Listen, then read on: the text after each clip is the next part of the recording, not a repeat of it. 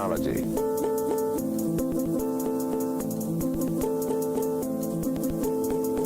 I always knew there was something special about that boy.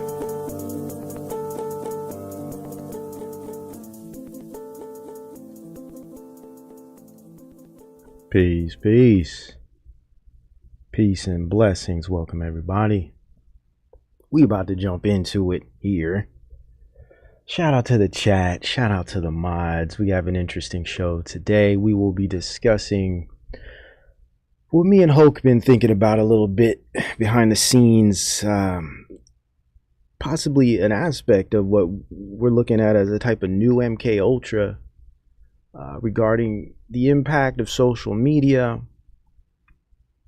as this new centralized hub of human communication, mixed with this new emerging movement of Gen Z streamers. These massive streamers that have become the new version of celebritism. And for those of us that, I've been looking into these things for some years, and all of those familiar with the MK Ultra project and psychological operations in general, are very familiar with the fact that the entertainment industry has always been a major aspect of this. And what we've discovered is the entertainment industry is morphing. The entertainment industry is morphing into a new type of streamer culture. And quarantine, and all of that was going on during that era really forced a lot of young people into their homes in front of screens where all of this kind of happened. And I truly do believe this is an aspect of a type of newfangled, let's say, fourth industrial revolution example of the MK Ultra project. It's now been extended out into the world by way of the people, in conjunction with this extending type of new technology that we're all using.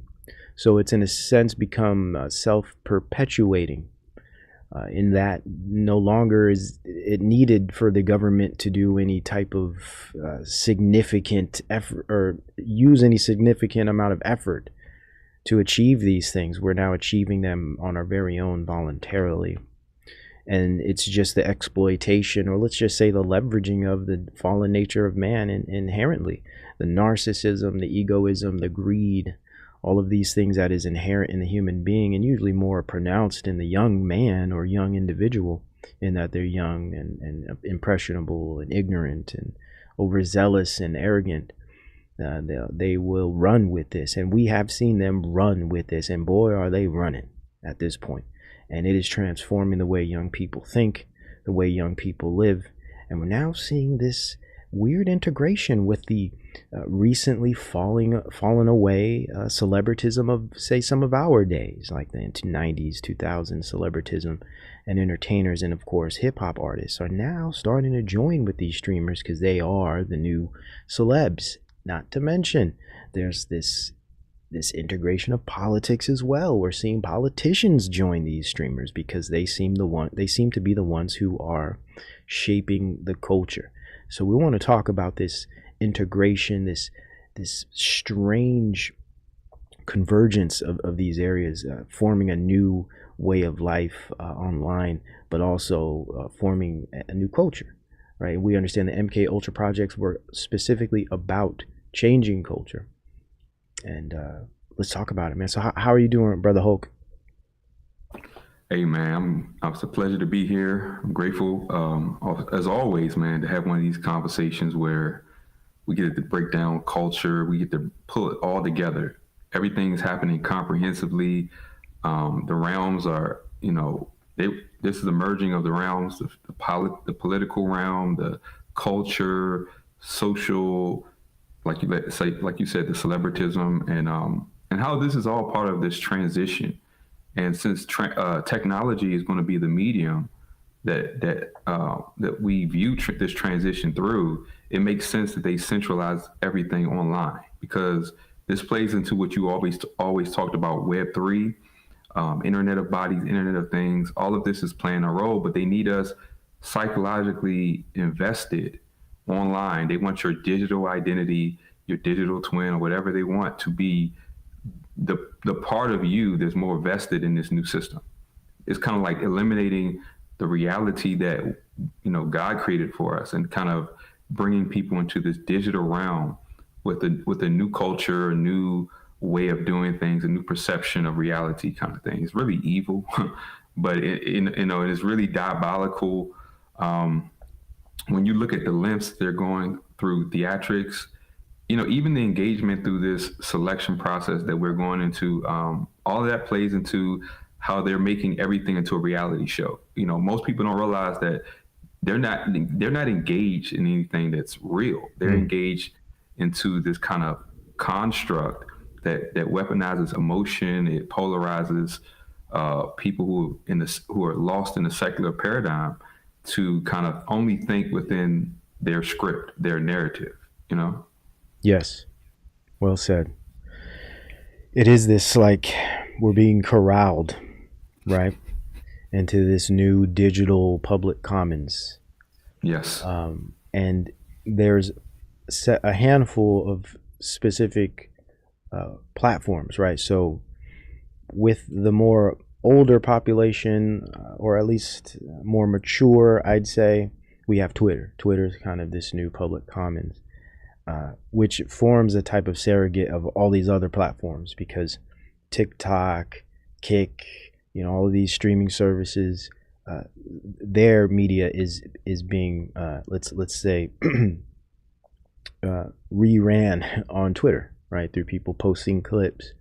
So all of these ecosystems are in fact one, because they're all through this like repetition phase. They're all replicating each other's media over and over again. So you don't necessarily have to have Twitter to see Twitter, or should I say TikTok to see TikTok. You don't have to even have a TikTok account. If you have a Twitter account, you're going to see a whole bunch of TikTok videos, and vice versa. Right. So it's really interesting to see how all of these platforms together do form this type of social engineering machine. And I know people might not be very familiar with some of these concepts or some of these ideas, but just by proxy, that's what these things become, due to the repetition, the duration of time people spend on these platforms, and not to mention the type of culture that's promoted. It makes things seem realer than they are, right? When things are on screens and when everyone is passing them around between each other, these things start to define reality. Though for most of these people, when they walk outside, they're not seeing any of these things. They're not engaging with people that know about this stuff. It is inherently this kind of online internet culture that's changing the way people feel about themselves and understand themselves, and even creates this new picture of the world for them. And it's so you have Twitter, of course you have Twitch, which is kind of the king of this whole Gen Z streamer culture, that really got its introduction through gaming, which is a whole other issue of problematic proportions. Not to say it's horrible to play games. Gaming can be very fun. It could be very entertaining. It could be something you do to wind down at the end of the day. I understand that.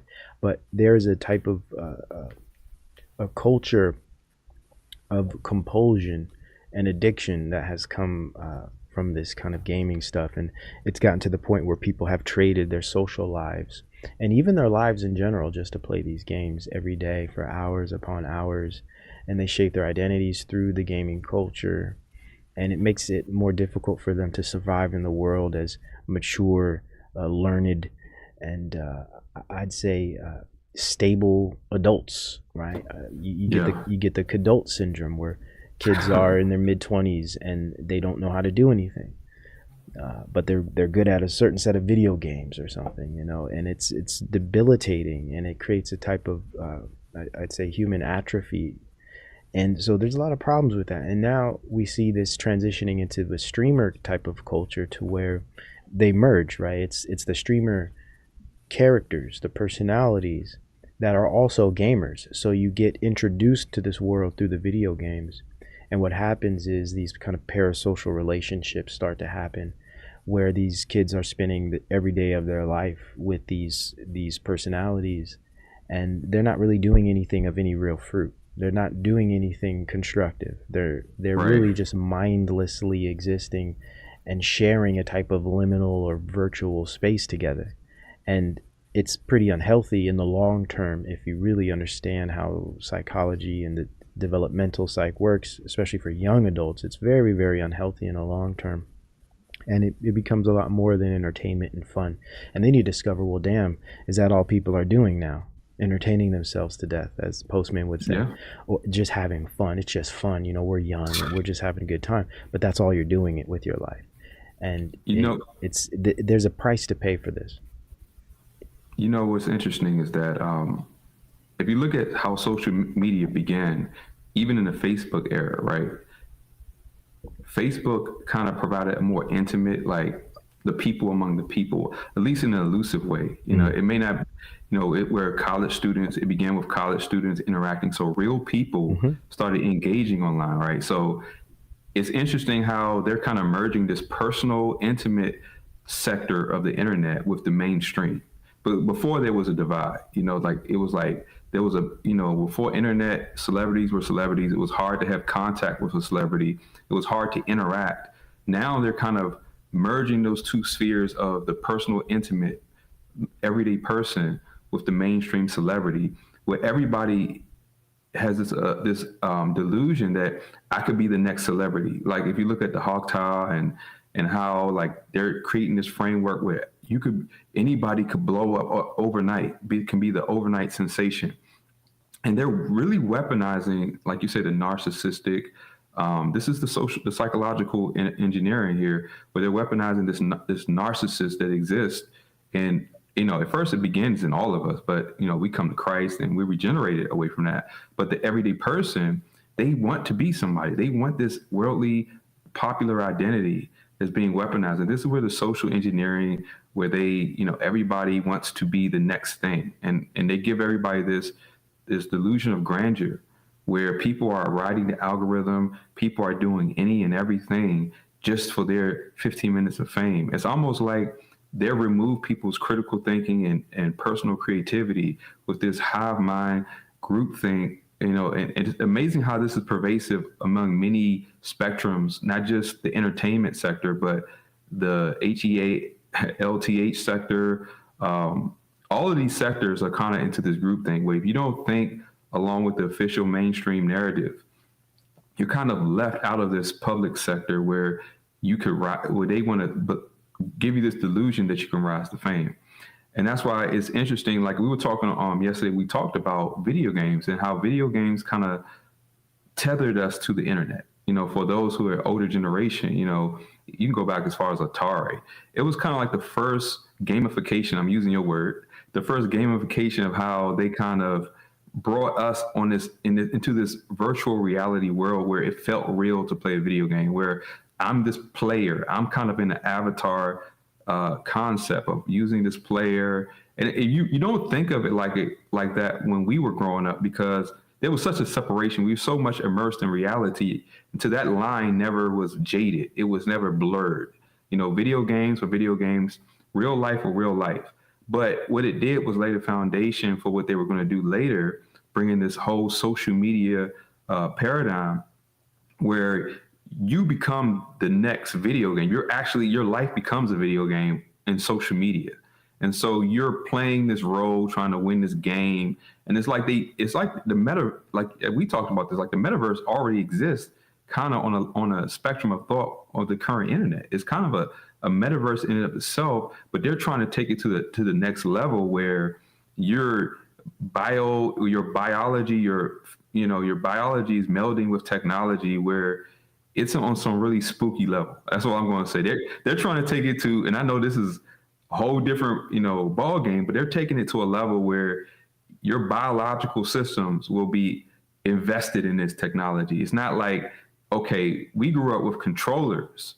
The controllers were external. They were not, it wasn't measuring your heartbeat. It wasn't measuring your biometrics or anything like that. But now all of this is playing a role. All of this digitization of everything, of all your identification information being placed on these chips and in these ways where they can upload a twin identity of who you are and create this kind of image online that in their system will have more weight than your real person. Where if you're not, think about it, we can't exist now without our phones. They make your phone, you have to have a phone number or email to do like driver's license level things. Like it's not just like it's almost impossible. This is why even on the government level, they give you the burner phones, the Obama phones. They need you to have a phone connected because that's your digital identity. Really, it begins with the phone. This is why, and I thank God that we're in Christ because we see the line with this and we know how to, okay, I need to put my phone down. I need to step away from the screens. We're convicted when this is getting too much and we kind of plug ourselves out of this. We go back into our real lives, even though they're trying to immerse us deeper and deeper and deeper into this thing where most of your real life is online and there's an awareness of limitations, right? Yes. And we have that. I mean, let's just go through because we can go so deep on this whole thing. Yeah, I like what you're getting at there. It's kind of like exploiting the innocence and the ignorance of youth, and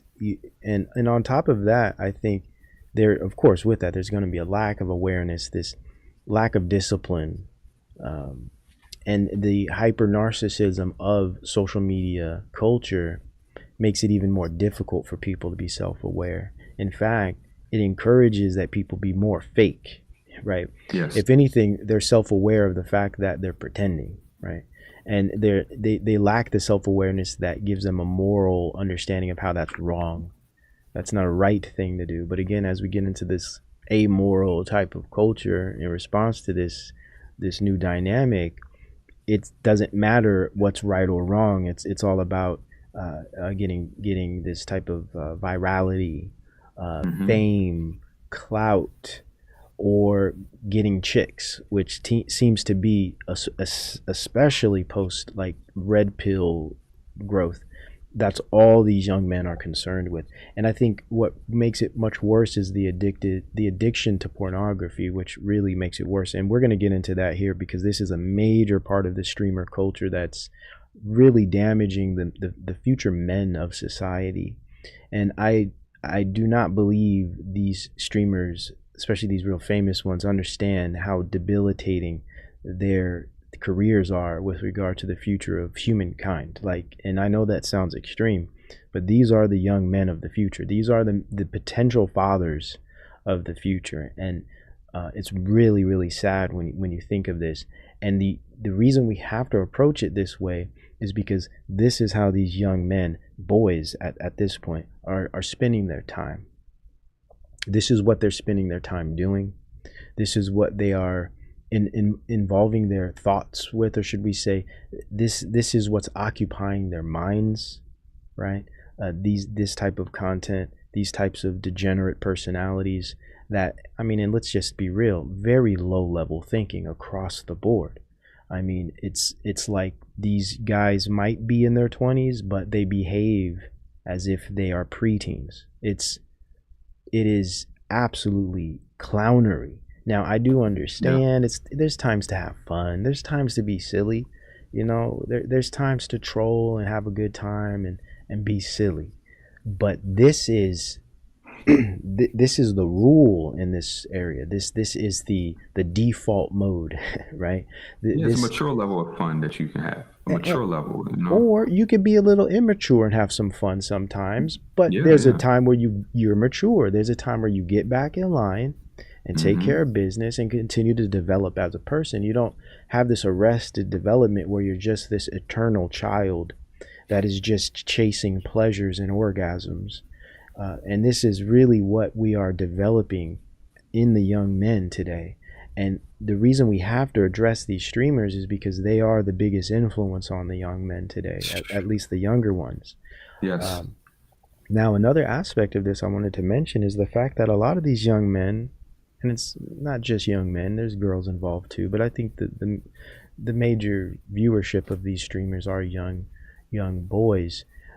Now, I think the girls are being taken by other things, female influencers. There's female streamers, right? So though we will be kind of focusing on young men today, it's just as debilitating with young girls for different reasons, whether that's, the beauty industry, which is extremely debilitating. It enhances narcissism, anxieties, and insecurities of all kinds.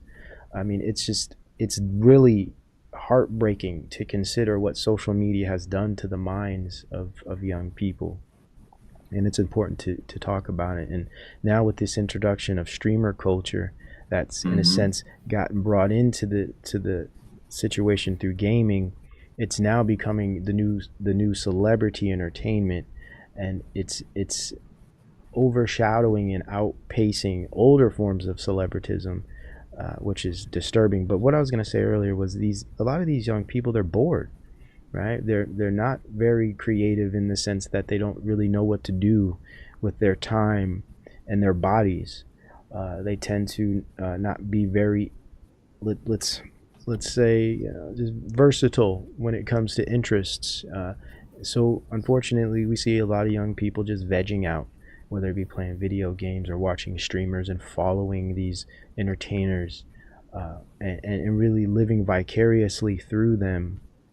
And let me just stop there, and you could chime in, and then we'll start Okay. actually looking at some of these streamers. We'll play some clips and Cool. start breaking down some of the pathology, because I truly believe this is a pathological environment here. The streamer world is it's pure pathology, and I don't think there's anything fruitful. I honestly don't believe there's anything good about it.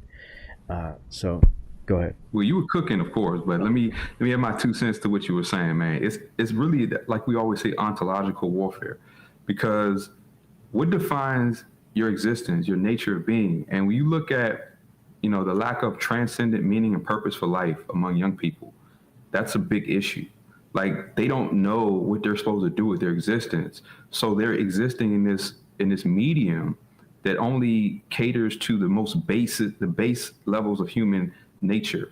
Like uh, exploiting the adolescent lust and the immature mind of vanity, stuff that as you grow into, and if you have a real structured life, and of course we structure our lives in a biblical worldview that gives us awareness of the fleshly sinful nature, where we can say, okay, I acknowledge that this is wrong, but you have to understand your ontology kind of conceptualizes your ethical framework, and if your ontology is based on fleshly emotion and materialistic view of life, then there's nothing. Your ethics is not going to be based on, things like, for us, it's God, is the biblical worldview, for example. Like we can attest to that the things of the flesh, the vanity, the greed, the lust, these things are corrupt, and these things they negate flourishing in a productive, effective, meaningful way in life. But we have a worldview that establishes that. But because the ontology among most of the people in the secular worldview is on self and materialism, that's a infinite vacuum of nothingness, of vanity, of just instinct and impulse. And so the social media arena is just feeding that. People want to go online just to be seen. If they have to set themselves on fire like I Show Speed, or they want to fall down the steps, or do something crazy. I mean, you literally see people harming themselves or neglecting their children and doing anything crazy to go viral. And it's really, what's really interesting is that the whole morality thing is not really organic as it seems. It's kind of like you have to sacrifice your soul to engage. And I'm speaking conceptually. And if you stay in that situation, it may be real, but conceptually, you have to sacrifice your soul, everything that makes you under God, to really flourish online. That's why you see them not promoting anything of substance, anything meaningful, because that's the requirement for you to go viral now.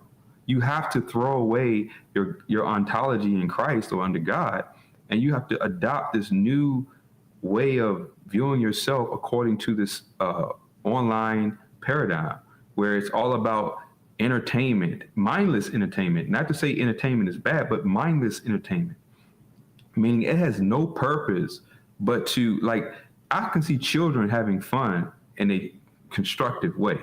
So it's not to say that children, because there is a level of fun that is just good when you see yourself in the image of God. Even if it's silly, even if it's goofy at times, there's nothing wrong with that. But when you are willing to sacrifice everything about you under God to have fun, that's where it gets destructive.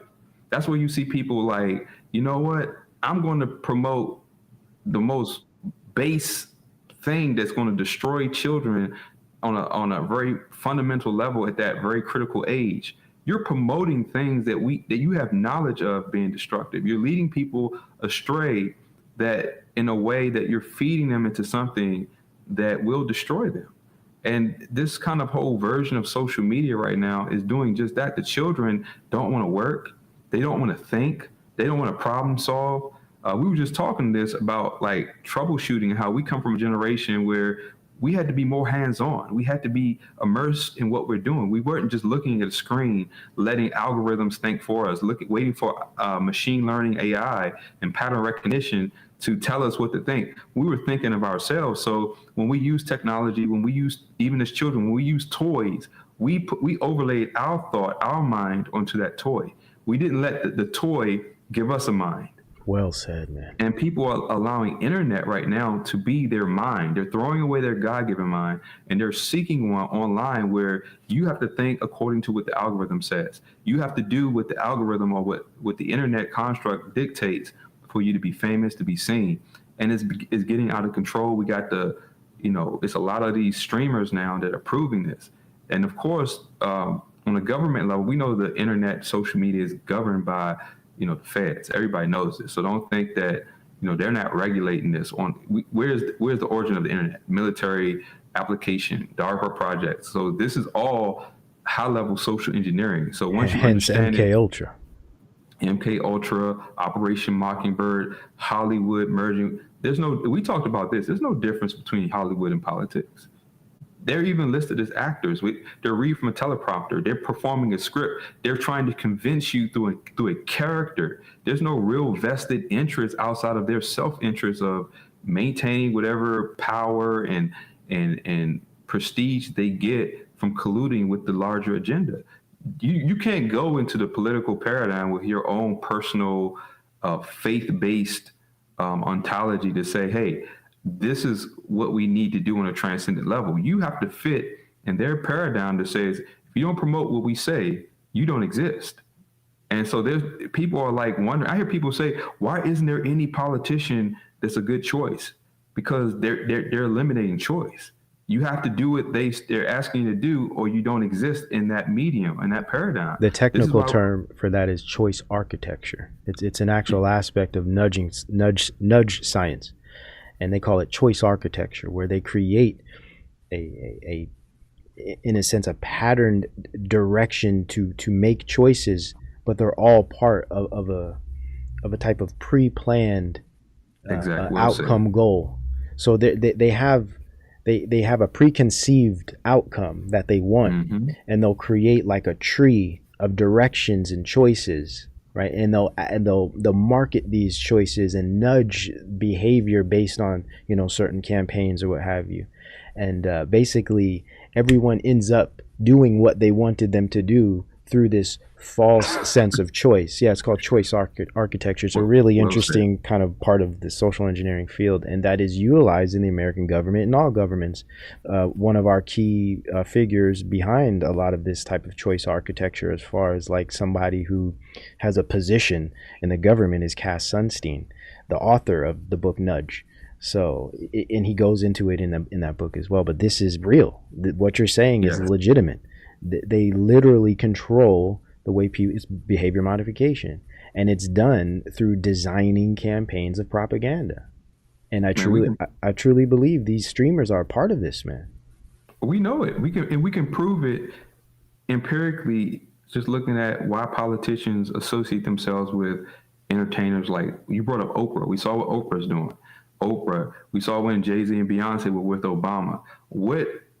Celebrities the entertainers are just entertainers. What would they have to offer if the political paradigm was anything more than entertainment, anything more than theater? What would a singer and a rapper have to really offer? Nothing but the image of like we're socially engineering the culture to reflect a false paradigm. Like they want you to believe that politics is real in terms of structuring society for something good outside of a theatrical framework, just to keep you entertained and deflect from what they already have scripted to go on. So politics is basically a deflection and distraction from the things that they already have, like you said, pre-scripted, pre-planned to happen.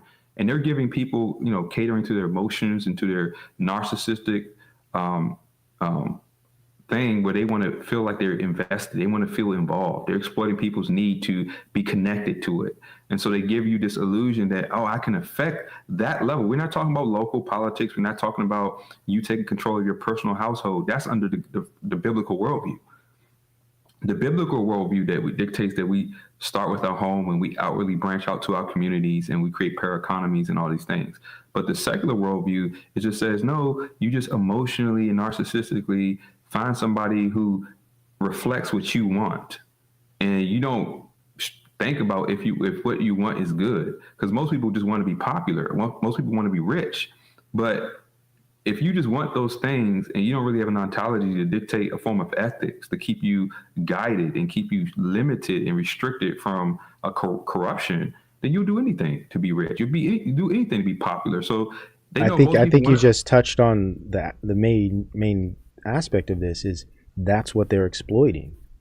Yeah, they're creating an environment that incentivizes certain types of behavior that are counterproductive to developing a healthy human being, but also this degenerate culture that's incentivized by virality actually, in a sense, develops more the culture industry through the viewership, through that viewership, there's advertisement and all of the ways they make money. So the more people tune in, follow these streamers, and make it more viral, the more money and control over the populations that people have. So it's imperative that they corrupt the minds, and it's imperative that these young people promote the degeneracy, the dumbing down type of activities, and the mindlessness and absurdity, because this is good for business. But it also, I think it renders the population extremely ignorant, learned helplessness and distracted, and it gives them all types of false directions to go and people to follow, and it just consumes their mind with garbage, right? And now let's be fair, okay? Let's be fair here and consider the fact that these people, for the most part, are kids, man. They're young. Yes. We were doing all kind of crazy stuff when we were young. We were probably just as degenerate, maybe not just as degenerate because we weren't raised on pornography, but we was out there. We was doing too much. Of course. But this is the difference, and I think this is where technology comes into play. See, we didn't have cell phones that could broadcast us across the earth. Okay, we didn't have social media platforms where we could garner massive populations of followers. We didn't have those weapons, and they are social weapons, right? Especially for young people, right? It's weaponry in that it can kill. And when I mean kill, I mean psychologically and spiritually. Yes. This kills the spirit. This kills the mind, just like pornography kills love, the ability to connect, to actually see someone, to actually respect the opposite sex in a way that's authentic. And it keeps people away from being vulnerable and intimate, right? It destroys even the potential for intimacy because everyone's so damn fake and so damn insecure. These young people get face to face in person and they don't know what to do, right? So we're developing weak, atrophied, subhuman types of personalities through this type of culture. Now, let's be fair. They're young, man. They're impressionable. They're easily nudged and easily influenced. It's hard to really blame them. Hence why they're targeted. Exactly. This is why they're targeted, because of those things. Now, when we understand this, I hope people realize we're not trying to condemn and come down on these young kids that really, in many ways, don't know any better. But it is the streamers who play a role in this, in that they are actually producing the content. And some of these guys are not that young. right? They're at least they're old enough to know better. They're definitely old enough to know better. But again, it gets back to what you were saying about the narcissism and the preoccupation with virality, and what most of the generations today want to be is rich and famous. That's it. And Yes. this is an old thing. This goes back to the 80s, right? Like this is not something new. But see, back in the 80s, it was very unrealistic. Remember, everybody want to be like Mike. Yeah, everybody want to be like Mike, but it was unrealistic, and it was something we threw around for fun. It's not like we genuinely felt like we want to go on some path like that. Yeah, it'd be cool to be like Michael, but I ain't gonna be like Mike. We were more realistic. But today, man, like you said, you could just do something stupid, some strange for some change, and before you know it, you're famous. You're a household name. Haktua came out drunk out of a bar and said something pornographic, and she's now a household name. She got a podcast with big time celebrities. I mean, it's insane. So these are weapons, right, that exploit the fallen nature and the narcissism of the just normal person. And now it's not unrealistic to become famous overnight. And then when you consider, a good point you were making is how we've gotten so far away from a kind of Christian ontology, a Christian worldview, and everyone's hypersexualized, everyone's secular, amoral. I mean, what is left other than pleasure and, getting famous? What is left? Right. So I just wanted to say we got to be careful. These kids don't know any better. And it's also the technology that is exploiting them. It is literally exploiting their weaknesses. Right. And we have to pay attention to these things. And I'll add to what you're saying. This is why biblical functional parents were in a family structure was so vital to insulate children from the world, because the world has always been the world for thousands, since sin entered the world was always the world. Don't think that this is just our generation. You go back to multiple civilizations. The world has always promoted degeneracy. You can go back to Rome, you can go back to Egypt, you can go back to Babylon, you can go back to as long as you want. Degeneracy is what the world does. But this is why God works through the parents, through regeneration, through faith in Christ, to create a biblical structure that kind of preserves principles and values and changes us by our faith, where we can insulate children, where we can provide an environment that does not conform and integrate to the corruption and evils of the world. So it becomes irrespective to what's happening outside, is what's happening in your household. And this is why a lot of us, our sinful nature was restrained. We could be just as lost as anyone else, but our nature was restrained because of our family structure. And albeit you don't have to have a perfect family. It could be one parent. It could be just some structure or people. It could be even when my grandmother used to drag me to church buildings. It was the people there, an older generation, who actually cared about young people. They wanted to know what you were doing. Were you doing good in school? Were you, if they saw us doing something we weren't supposed to do, they held us accountable to say, hey, that's not what you should be doing. They saw us engaging in bad behavior. They corrected us. That's how love is expressed to children, through correction, through an example of seeing adults progress and become productive and responsible in life. Everybody starts off foolish. The Bible says that foolishness is found in the heart of a child. So that's innate to our sinful nature. But adults who are founded and structured by their faith in Christ and who live that structure become a foundational insulation for children, that they don't have to go out and just sell their soul to the world. Because remember, that mantra of selling your soul is old. And what it begins as is basically means you willing to do anything to gain something in the world. And that's what the internet and social media is trying to amplify, that fallen part of our nature that's willing to compromise for things. And so, I deal with, look at Shannon Sharp, and I'm gonna touch on these two because somebody asked about what about this Puff Daddy and Shannon Sharp. Puff Daddy, P. Diddy, Shannon Sharp. Let's go. You know why people are not concerned about these people because of the degenerate act? We're as Christians, we care about, but the world at large only talks about these people because they're idols for what they like. They're rich people who did compromising things that reflects the inner nature of a lot of people to say, hey, I wish I had the opportunity that Puff Daddy has. I wish I had the opportunity that Shannon Sharp has. they're not looking, this fake outrage, and I'm speaking generally, it's fake outrage that people have towards Puff Daddy. It really is just an illusion, because before he was indicted, when the system promoted him in a positive light, people were like, "Oh man, Puffy got the money."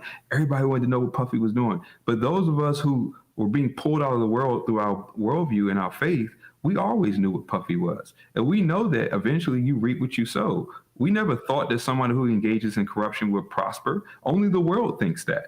And now that the world is proving that, these satanic people reap what they sow, that they weren't as free to do what they want. Their money didn't protect them as much as people thought it would. Now they're trying to protect their pride and say, well, Puffy, he's going down. I'm like, if you weren't consistent. See, we have a worldview where we're consistent about Puffy. I never liked him when the world looked at him favorably. I didn't like, and now when he's falling, allegedly, we don't know. This man could be sitting on a beach somewhere, and the judges and the whole government could just be pulling a theatrical performance, just like they did with Trump, just like they do with Biden. Like I said this to you today. If the very high level of government is an illusion, who can verify that Biden was alive? Who can do it? No one.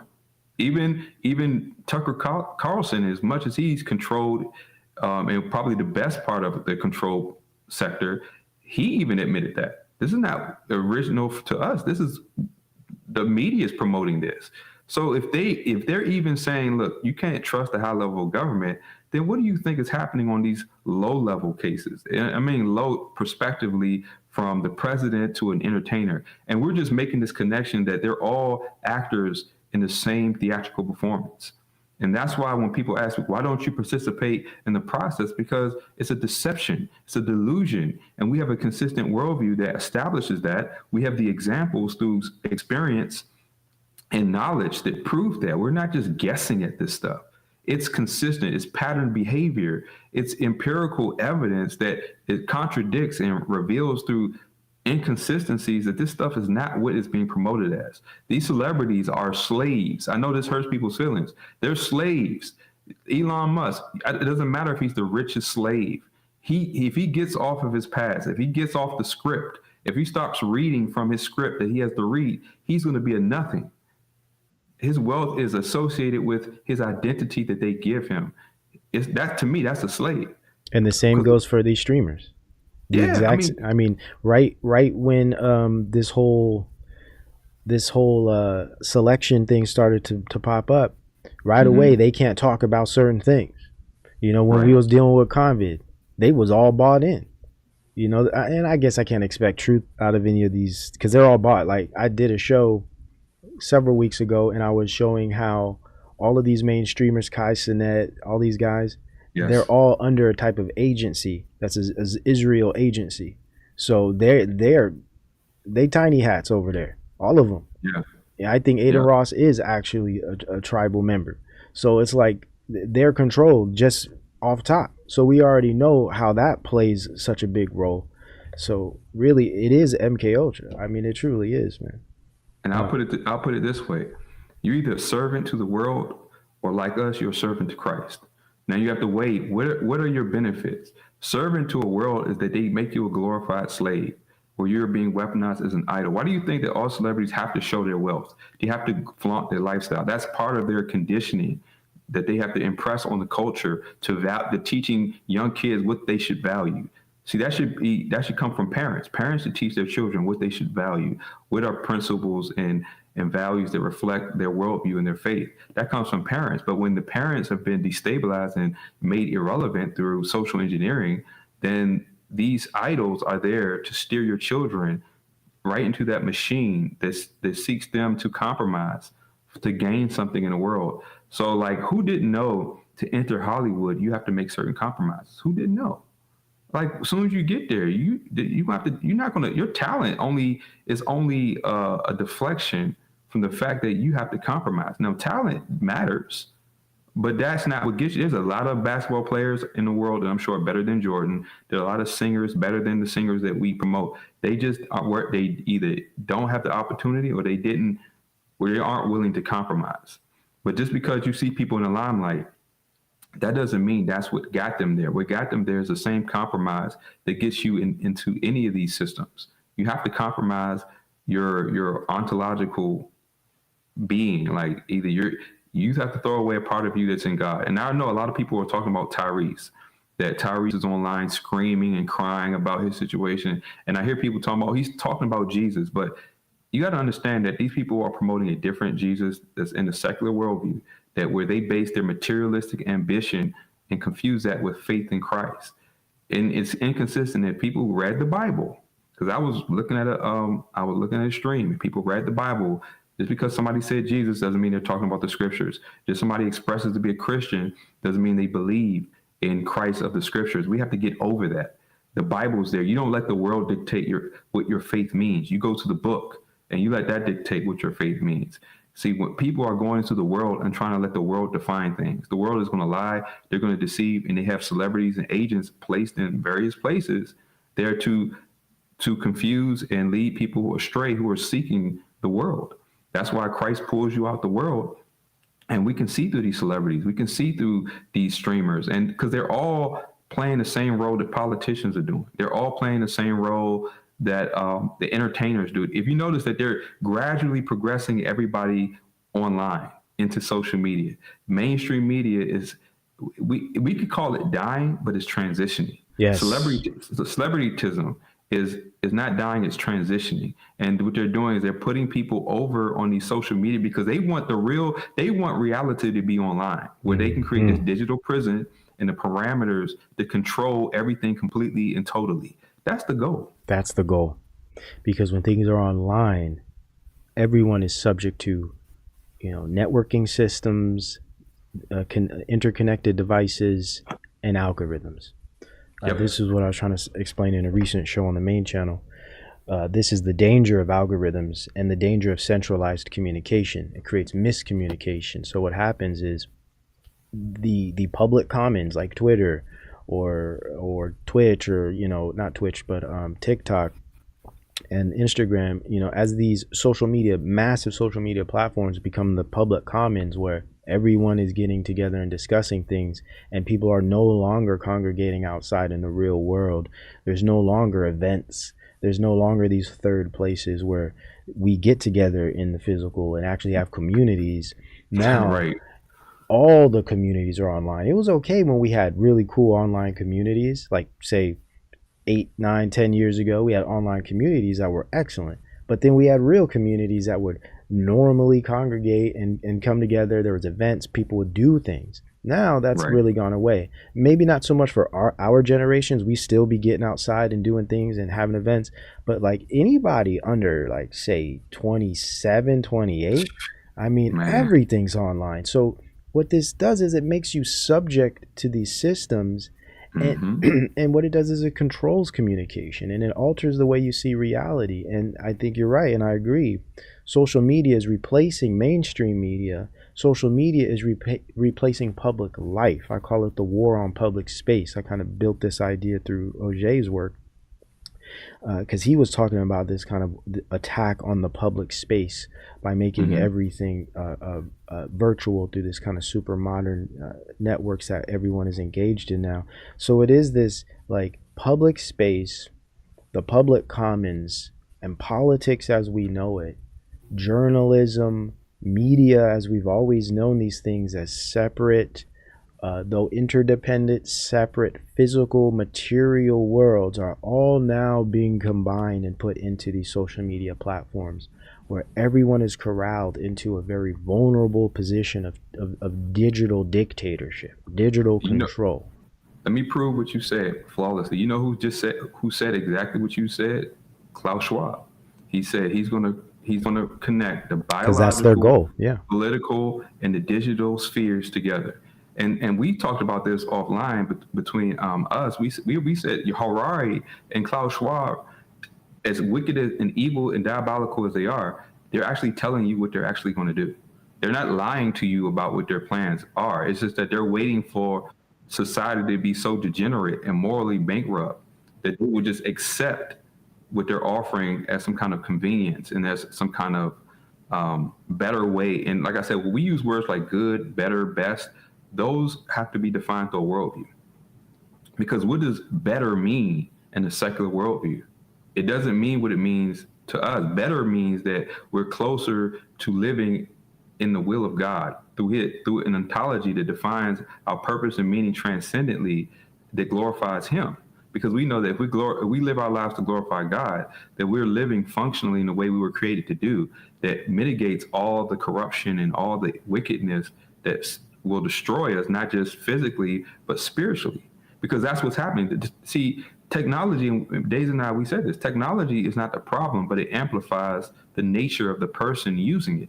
And if you notice that social engineering steers people so far away from God, that the technology is amplifying this corrupt, sinful nature to the point where the people will use it to basically rebel against God, to express and project their hate for God, where they're seeking to throw away their soul in a way, so to speak, to throw away meaningful interaction and meaningful relationship for this. That's not even a fantasy, it's a delusion. I don't even think they realize they're throwing it away, though, right? They don't even realize that. That's the scary part. They're so distracted and preoccupied and guided visually by, pleasure and shiny things. Hey, look over here. They don't even realize what they're throwing away. And now let's be fair. It's hard for those who grew up in these environments to even know anything else. So when we're talking about 13, 14-year-olds, man, they don't know much outside of these virtual realms, which makes it even harder for people like us who do know what it's like outside of those, grew up completely outside of that stuff. It's hard for us to convince these kids to take a deeper look at their lifestyle, because if it's all you've ever known, you wouldn't have a referent to contrast it to, such that you can realize, well, hey, maybe we shouldn't be living like this. I always refer to like cultural cuisine. Just because your cultural cuisine is part of your culture and you grew up with it doesn't mean it's good for your body. Certain dishes you might not want to eat every single day. You might want to try to be a little more thoughtful with regard to what you put in your body. So it's the same thing with technology. Just because you grew up in a culture that says, you're supposed to stream video games 6 hours a day and, follow all of these famous big streamers and know everything about their lives, that's not healthy for you. Right. Especially in the long run. And you notice that when we try to redeem this technology to have meaningful interactive networks and communities like the one we have here, what do algorithms do? They make them invisible. Because they don't want us to use technology to promote meaningful relationships and networks and communities. They only want the distractive, mindless entertainment communities. Because if the internet was truly unbiased and objective about, hey, let's let community have a voice, they would do that. But they only want one type of people to be promoted, one type of compromised groups to be promoted in the large vastness of the public domain. And they're saying, oh, you can have a community within yourselves, but you're in the vastness of the public at large, we're going to be, shadow banned, or we're going to be removed. We're not going to be visible. And they're being more creative because they give us this illusion that, we're still connected. But it's like what you said about being in your own little silo, your own little hidden away group. And what they do is like, look at IShowSpeed. He doesn't do anything. He just goofs around. He shows people what he's willing to do to make people laugh. And it's all the kids that just, they're saying, well, what dumb thing is he going to do today? And they're rating him based on his level of compromise, his level of degeneracy. And they're going to promote that to the vastness of children, because that's how let me show you a clip here. Actually, I'm pulling up a clip of him. This was today. Oh man. So this is a clip of him celebrating. He had this is real. I don't think this is a stunt. He had 1 million live viewers. I believe it. 1 million live viewers. And I'm sorry, look, I don't mean this kid any disrespect, but there is no reason this many people should be paying attention to this type of personality. Now, the reason I say that is because it's mindless, empty absurdity. I get it. It's entertainment. I understand we're in a culture of pure entertainment. But streaming is a bit different. It's one thing if you have a favorite show. Back in the day, hey man, we had our favorite shows. What was it? TGIF, Yeah. right? Hey, every Friday night we're watching Family Matters. Family Matters. You know what I'm saying? Simpsons. A good maybe 2-hour block. Once a week, we're there, tuned in. Good times. You're with your family. You're cooking dinner. I mean, it was just a nice, wholesome kind of thing. Sure, it was entertainment, media, a little bit of programming in there. Yeah, all right. It's technology, television, cable. Okay, sure. But it's that one period of time, right, where we watch it and it's done, and we have to wait a whole week, right? And maybe we'd have other shows during the week we'd watch. That'd be what, 30 minutes? The longest show is 30 minutes. A movie was an hour and a half until in the mid 2000s, they're like 2 hours on average. When I was coming up, an average movie was an hour and 25 to 30 minutes. You watch the movie, you're done. You go about your life. This streaming thing is much different. These kids are streaming for like 8 to 10 hours every single day. Yes. And let me tell this is unhealthy. And even so, even when we watched our 2-hour block, it still promoted families. Even though it was actors, it still promoted families interacting in real life. It's not like you're watching one person interact with a screen, playing video games. Because think about it, Astro Speed, all these streamers, what are they doing? They're playing video games. They're looking at a screen. So the kids are growing up saying, okay, this is what I need to do. At least when we saw Family Matters, the title presented that family matters. Even if it's scripted, it still promoted some kind of wholesome entertainment. Now it's like they're training up and conditioning children to say, no, it's cool to look at a screen for 10 to 12 hours a day and just talk to the screen, look for viewers online. Don't go out and play and make real friends, go through the rites of passage, develop character, have true experiences. Nope, that's over. Making friends, playing sports for boys or doing what girls do, that's over. You got to get online, you got to talk to your screen, and you got to draw people through dancing for the algorithm. And honestly, they're making the algorithm preset on a very few select people that they put out there. And I think Speed is one of them. I think he's one of these people they're using as a standard for what the algorithm is set to. And so everybody's trying to emulate him. And just like they use these other streamers, the majority of people are trying to emulate a very few select streamers that are being promoted. Hence the self-perpetual nature of it. Yes. Where you don't even have to really do anything. You kind of just like set the tone and the people will follow. So what you do is you get certain personalities, you make them popular. And by the sheer nature of virtuality and social media and content creation, people are going to copycat. We see the same thing happen with Red Pill, the Red Pill industry. You got guys just copycatting Fresh and Fit. I mean, it's the most corniest thing you could imagine. But it's like, this is what you get when it's just narcissists who aren't creative. And all they're trying to do is capitalize on other people's eyeballs and their time, right? So it's this... In one way, there is a design, but then the more sophisticated this technology gets, the more interconnected and cheap and available and fast, you just sit back and let it run. And the fallen nature of mankind is going to do the work. It's going to do the heavy lifting. You can guarantee that these kids are going to bend themselves backwards and literally sacrifice their dignity and their identities to gain this type of virality.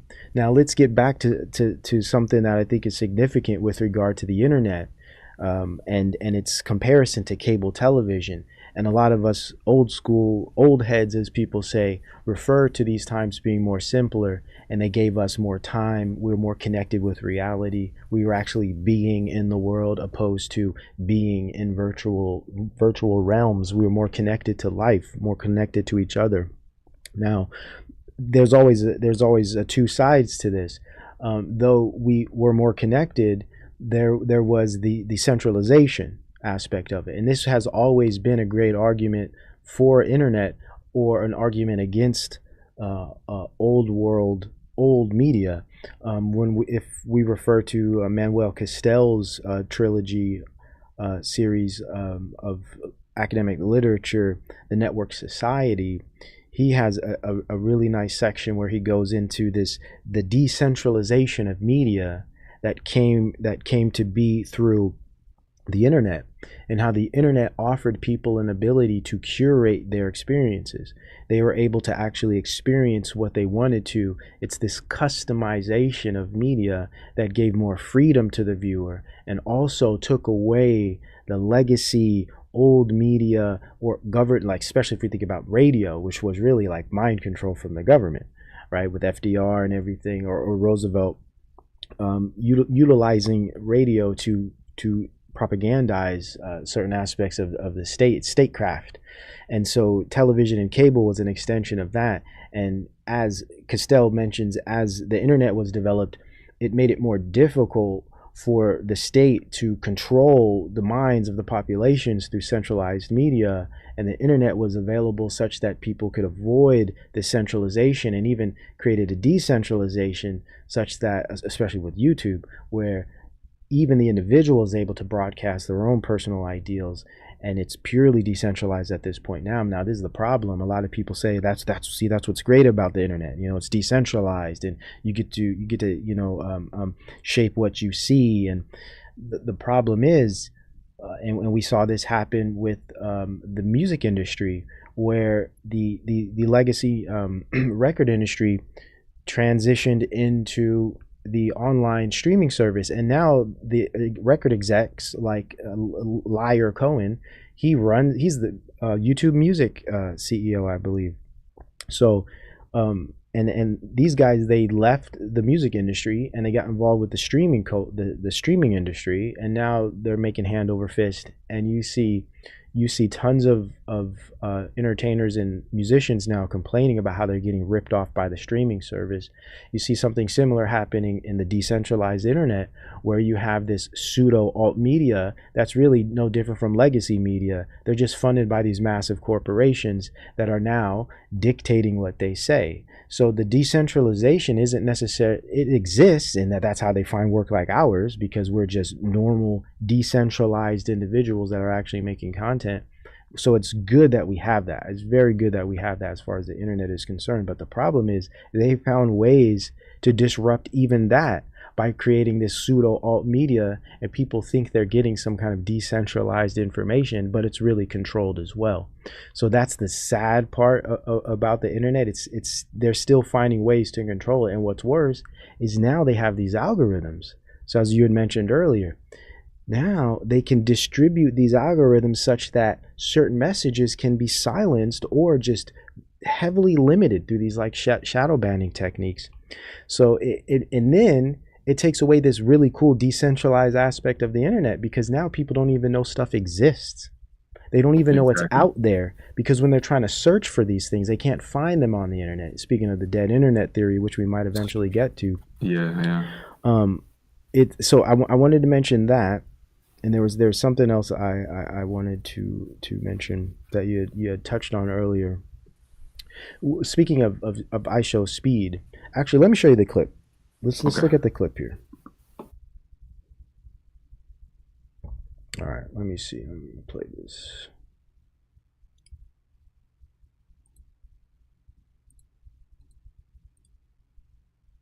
Viewers! Oh my God!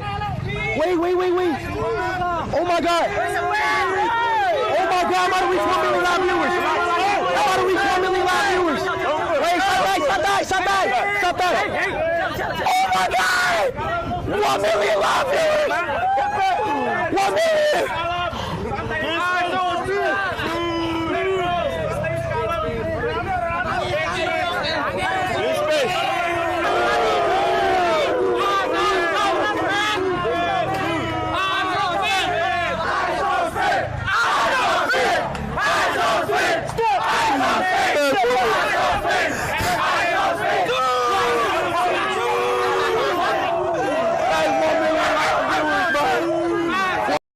It's also performative. I mean, it's disgusting. He's like blowing snot. I mean, that's all performance.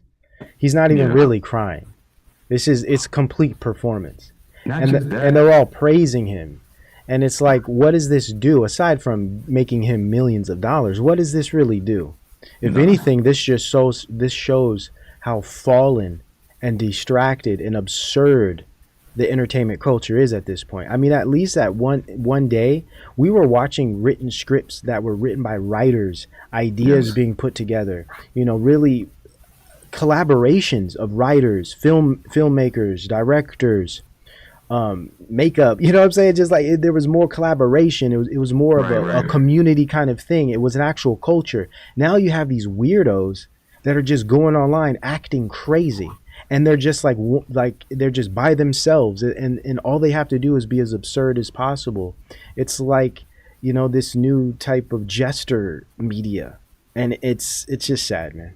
And you know what he does specifically is he'll have these because once I realized, because we study algorithms because we're content creators, so we have to study how this stuff is being produced. So I'll watch various people, and one thing I watch with him is that he'll have streams where he's just watching his count, his viewer count or his sub count, right?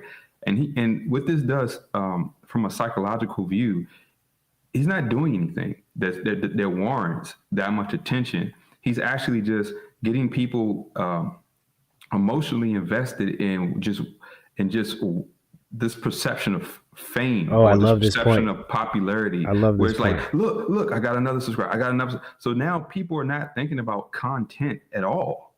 They're thinking about looking and honestly It's looking sick. at yeah, It's they're like a just mental looking at illness. people like because he has 1 million live viewers, that's going to be his standard, not what he's doing, not if what he does or what he says has any real value to society. It's just the fact that okay, they allow him to reach the milestone that a lot of people who are just socially engineered and culturally conditioned into garbage are going to just give him credibility just off of that, and not think that what, maybe this is scripted, maybe this is what's the word I'm looking for, starts with a C, contrived, or it just kind of they're creating this, it's all contrived thing, is they're making it look like this so that children who just want to be popular, a lot of people want to be actual speed in this new culture, like you said, 20, 27, 25 and under, they want to be him, they don't want to work, they want to get paid to play video games. They want to sit around and do goofy stuff,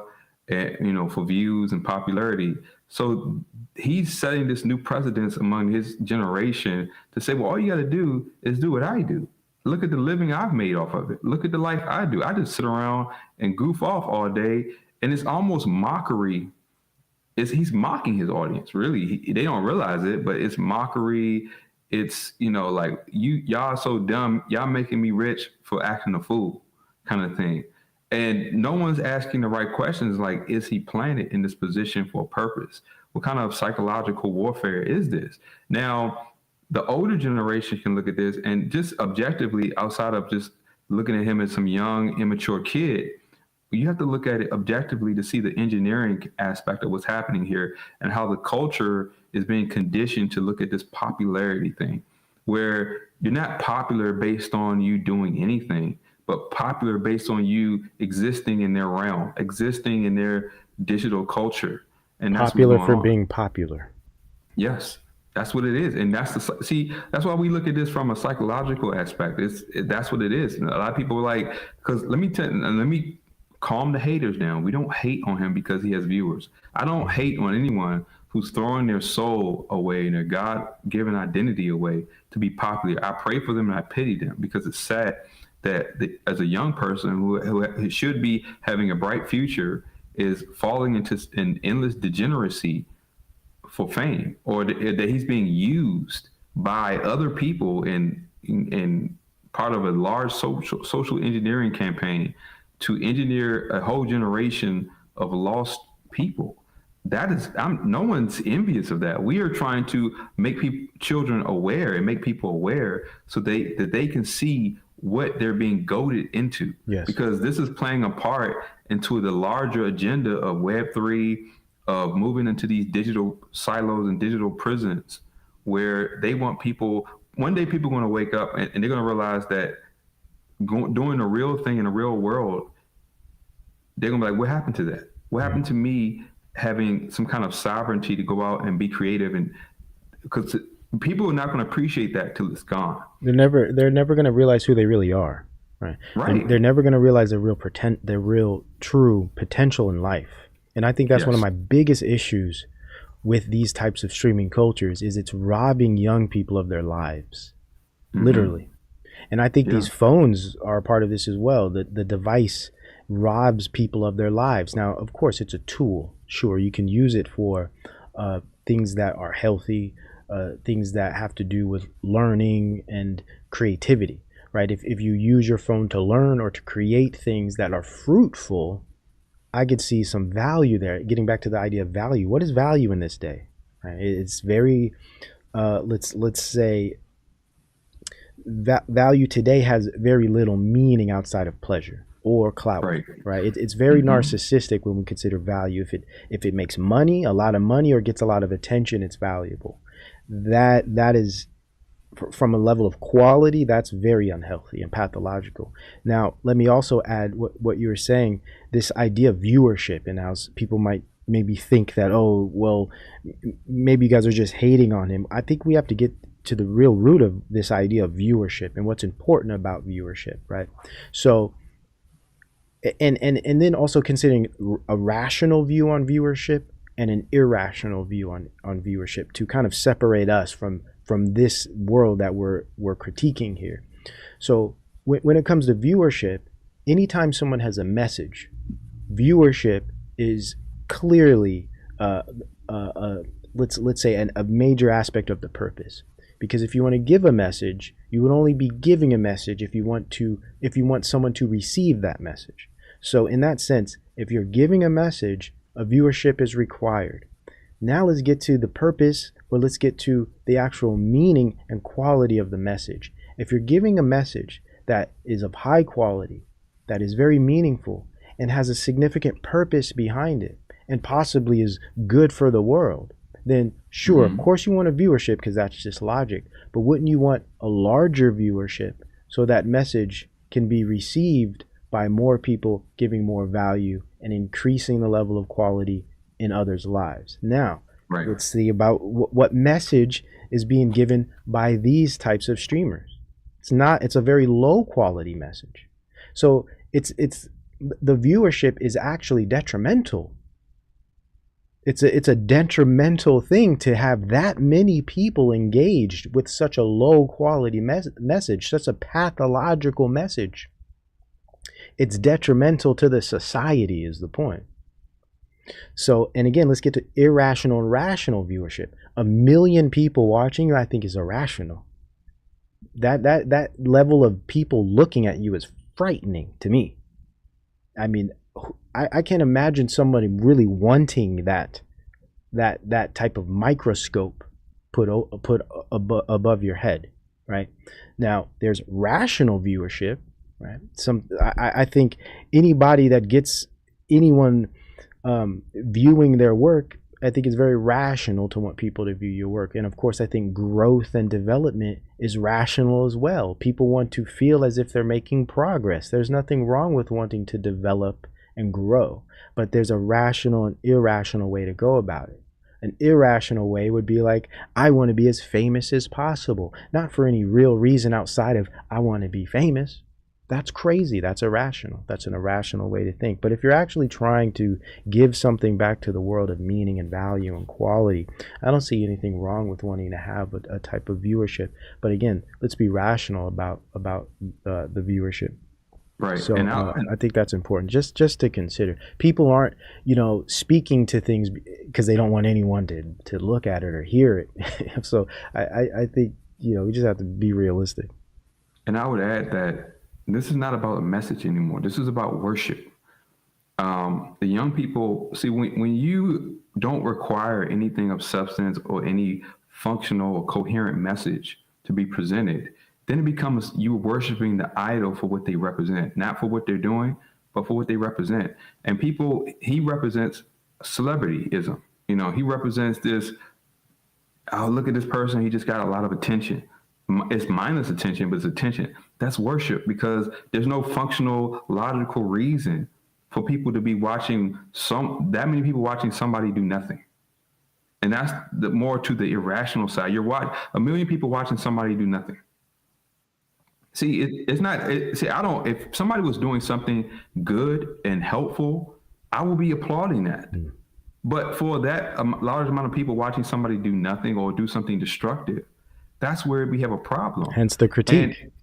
And it's not healthy for this many people to be engaging with this type of stuff. It's sick.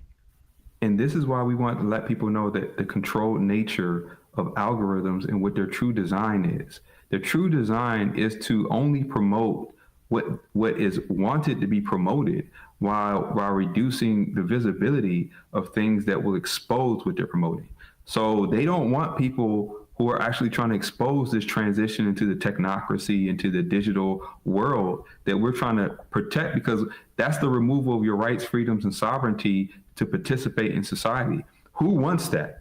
I think even secular atheists and agnostic will say, hey, I want my sovereignty. I want my ability. I don't want to have to compromise and take juicy juices to do anything in the world. Okay, if you value that, then you should be trying to get away from this polarization of idol worship that they're doing through algorithms, where they're engineering a culture that only uses people like speed to keep large amounts of people distracted and irrelevant. If you're watching ISO speed, you're irrelevant in real life.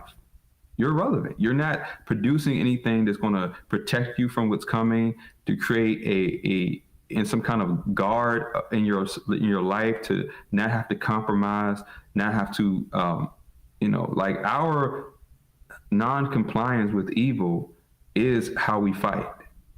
We're not complying or conforming to evil. And I think every functional person agrees with that. If you saw a drug dealer in your neighborhood trying to talk to all your kids, you would try to make sure your kids know that they shouldn't do that. You wouldn't want to help that person be amplified so that they're leading more of your children away. And this is what they're doing. They're allowing the degenerate of society to galvanize. And this is why, like I said, it begins in your household. We're not even, look, the world's going to be the world. But this is really a call for people to protect their children, to have awareness about what the goal is. We know they're socially engineering, that the parents have to be away from that children, that they can't be involved in their livelihoods. They want your children to be in these Rockefeller institutions more time than they're with your parents. And then you wonder why your kids go out and worship and love the world and they have no respect for any values, because you're not there. And we understand that. This is why people have to have this awareness at a younger age, to, where you teach your children what's going on in this world, so that they can have awareness and you can provide structure. Because if you don't do it now and you wait till they're lost in the world, look, we've all been out lost in the world, but the world wasn't, at least grateful that when we were young, it wasn't what it is now. It wasn't as weaponized. If we grew up in this situation, who's to say that we wouldn't be watching him? We probably would, man. We probably would. We're being honest. And we're just saying, look, thank God that the world wasn't what it was. Well, not a little bit, but the evil we had was enough to, by the grace, if it wasn't for the grace of God, would lead us to destruction. So if the evil is amplified and made more prevalent through everybody living online, I mean, that's like living in a corn reality. They're making what we had to go to stores, in our day, you had to go to a magazine, you had to know somebody to get some corn or to do something like that. It wasn't available like it is now. And so it wasn't that children weren't seeking it. It wasn't accessible the way it is now. It was hard to get. Yes. You had parents watching you. Yeah, our nature was corrupt. And we were a lot more moral too. Yeah, we had conviction. We knew what we were doing was wrong. Exactly. Today kids don't have that. Right. Now it's like it's right there. And then the parents are less involved because, more likely the parents have to be more versed. You got two parents in one household working two jobs now. So when are they spending time to even watch what their children are doing? If you think that, and this is why we have to have more like local communities that have awareness and they can provide people within your worldview. If you're biblical, of course, that's preferred. that you have people structuring, like if you can't be at home, okay, you have people building new recreational activities that kids can do to protect them from the actual speeds, to protect them, get them involved in something that's still sculpting their mind and building them up to be something useful and something productive in life, instead of just this mindlessness. Because they say idle time is the devil's playground, and it is. You sitting around doing nothing, and you have this infinite media at your disposal. You're going to absorb all of that. Yeah, You're going to absorb it. there has to be a shift in culture, and this is the problem. Again, it gets right back to this invasive and pervasive technology that we didn't have to deal with when we were young. Because the problem is, these parents are doing it too. These parents are strung out on their devices as well. So what happens is the kids are out watching these streamers, and the parents are, scrolling TikTok, or doing whatever the heck nonsense, degenerate stuff they're dealing with. And they're on Twitter, following celebrities, on Instagram, looking at all kind of people's husbands and wives, So it's like, it's across the board. The parents are just as screwed up in the majority. I'm not saying all of us, because there's those of us that know how to operate in this world, but I mean the majority, it's on both sides. So there needs to be a shift in culture. There needs to be a literal cultural movement that is pointing stuff out that we're pointing out. Like, look, this is not cool. This is unhealthy. This is degenerate, and we all need to get it together, parents and our children, and we need to start operating in the world accordingly. There needs to be a shift. And it's going to take something bad to happen for that to occur, because ain't nobody listening to us. I mean, who are we? Right. So, and we have a worldview consistent to what we're saying, a worldview that's transcendent to us, that confirms what we see and confirms our moral objections and our perception of what we know to be right, via the conscience, via functionality, via everything. We have the biblical worldview to establish what we're doing. And that's what makes it, that's what not only holds us accountable, but it kind of holds everyone accountable to the same standard, that we're not being hypocrites, but we're saying, look, we all are aware of this fleshly, worldly conditioning out here. We're aware of it. And not only are we taking the beam out of our eye, and thanks to our faith in Christ, but we are trying to be the light of the world, to not only expose the darkness, but be an example to what functionality and what coming out of the filth of this world looks like. And we've all, thanks to our faith, we're trying to be best examples that we can. And of course, even our struggle, we're not telling people that we didn't get involved in terrible things. Everybody did. No one's hands are clean according to God. We're all filthy. But the whole idea is that our awareness to our filth has been made known to us. And since we care, we now care about not only the issue of sin, but we want to come out of it, because we see the destructive nature, we see what it's leading to. And so we want to bring awareness and exposure to the world, because this is going to accelerate some very bad stuff. And we're not trying to allow people to get so sucked into it, that because the deeper you get in it, the harder it's going to be to get out. And they need people exactly where they are right now. This political nonsense, this Hollywood nonsense, all of this is according to their script. Like, you talking about Puff Daddy going to jail is exactly what they want you to do. You're helping them fulfill their goal. You talking about Shannon Sharp and his whatever, that's what they want you to do. But what they don't want you to do is expose this evilness that is affecting the human condition, and show that we need to come out of that, and we need to preserve our godliness according to the biblical worldview, where we're not slaves to vanity, lust, greed, selfishness, narcissism, covetousness. We're not slaves to these things. We have a worldview that identifies these things as evil and a temptation to lead to destruction. See, we're doing that. The world promotes greed, vanity. They're promoting all of this. They're making it pervasive. They want kids to be 24/7 hit with all kinds of debauchery until your kid is a casualty. We don't want nobody's kid to be a casualty. Yeah. We don't want no one's kid to be hooked on this stuff, and then when they come out with this transhumanist technology, they run in head first to it. We don't want that. And they will. That's the problem, because they're all plugged in. And Yeah. these streamers are going to promote that. I showed recently on a episode, Future Shock episode, I showed a clip of I Show Speed. He had one of these robo dogs that was had flamethrowers on it, and he was playing with it like it was cute or something. It's just crazy to me. And my point is, considering this idea of MK Ultra, these streamers are bigger than celebrities. These streamers are more famous than any celebrity we had growing up. The ability of them to be in every their ability to be directly in people's lives for 8, 10, 12 hours a day, every single day, is a level Right. of conditioning that we have never even imagined. They're able to communicate with these people. They're able to be really close with them as far as following them in their vlogs. It creates parasocial relationships that are very unhealthy.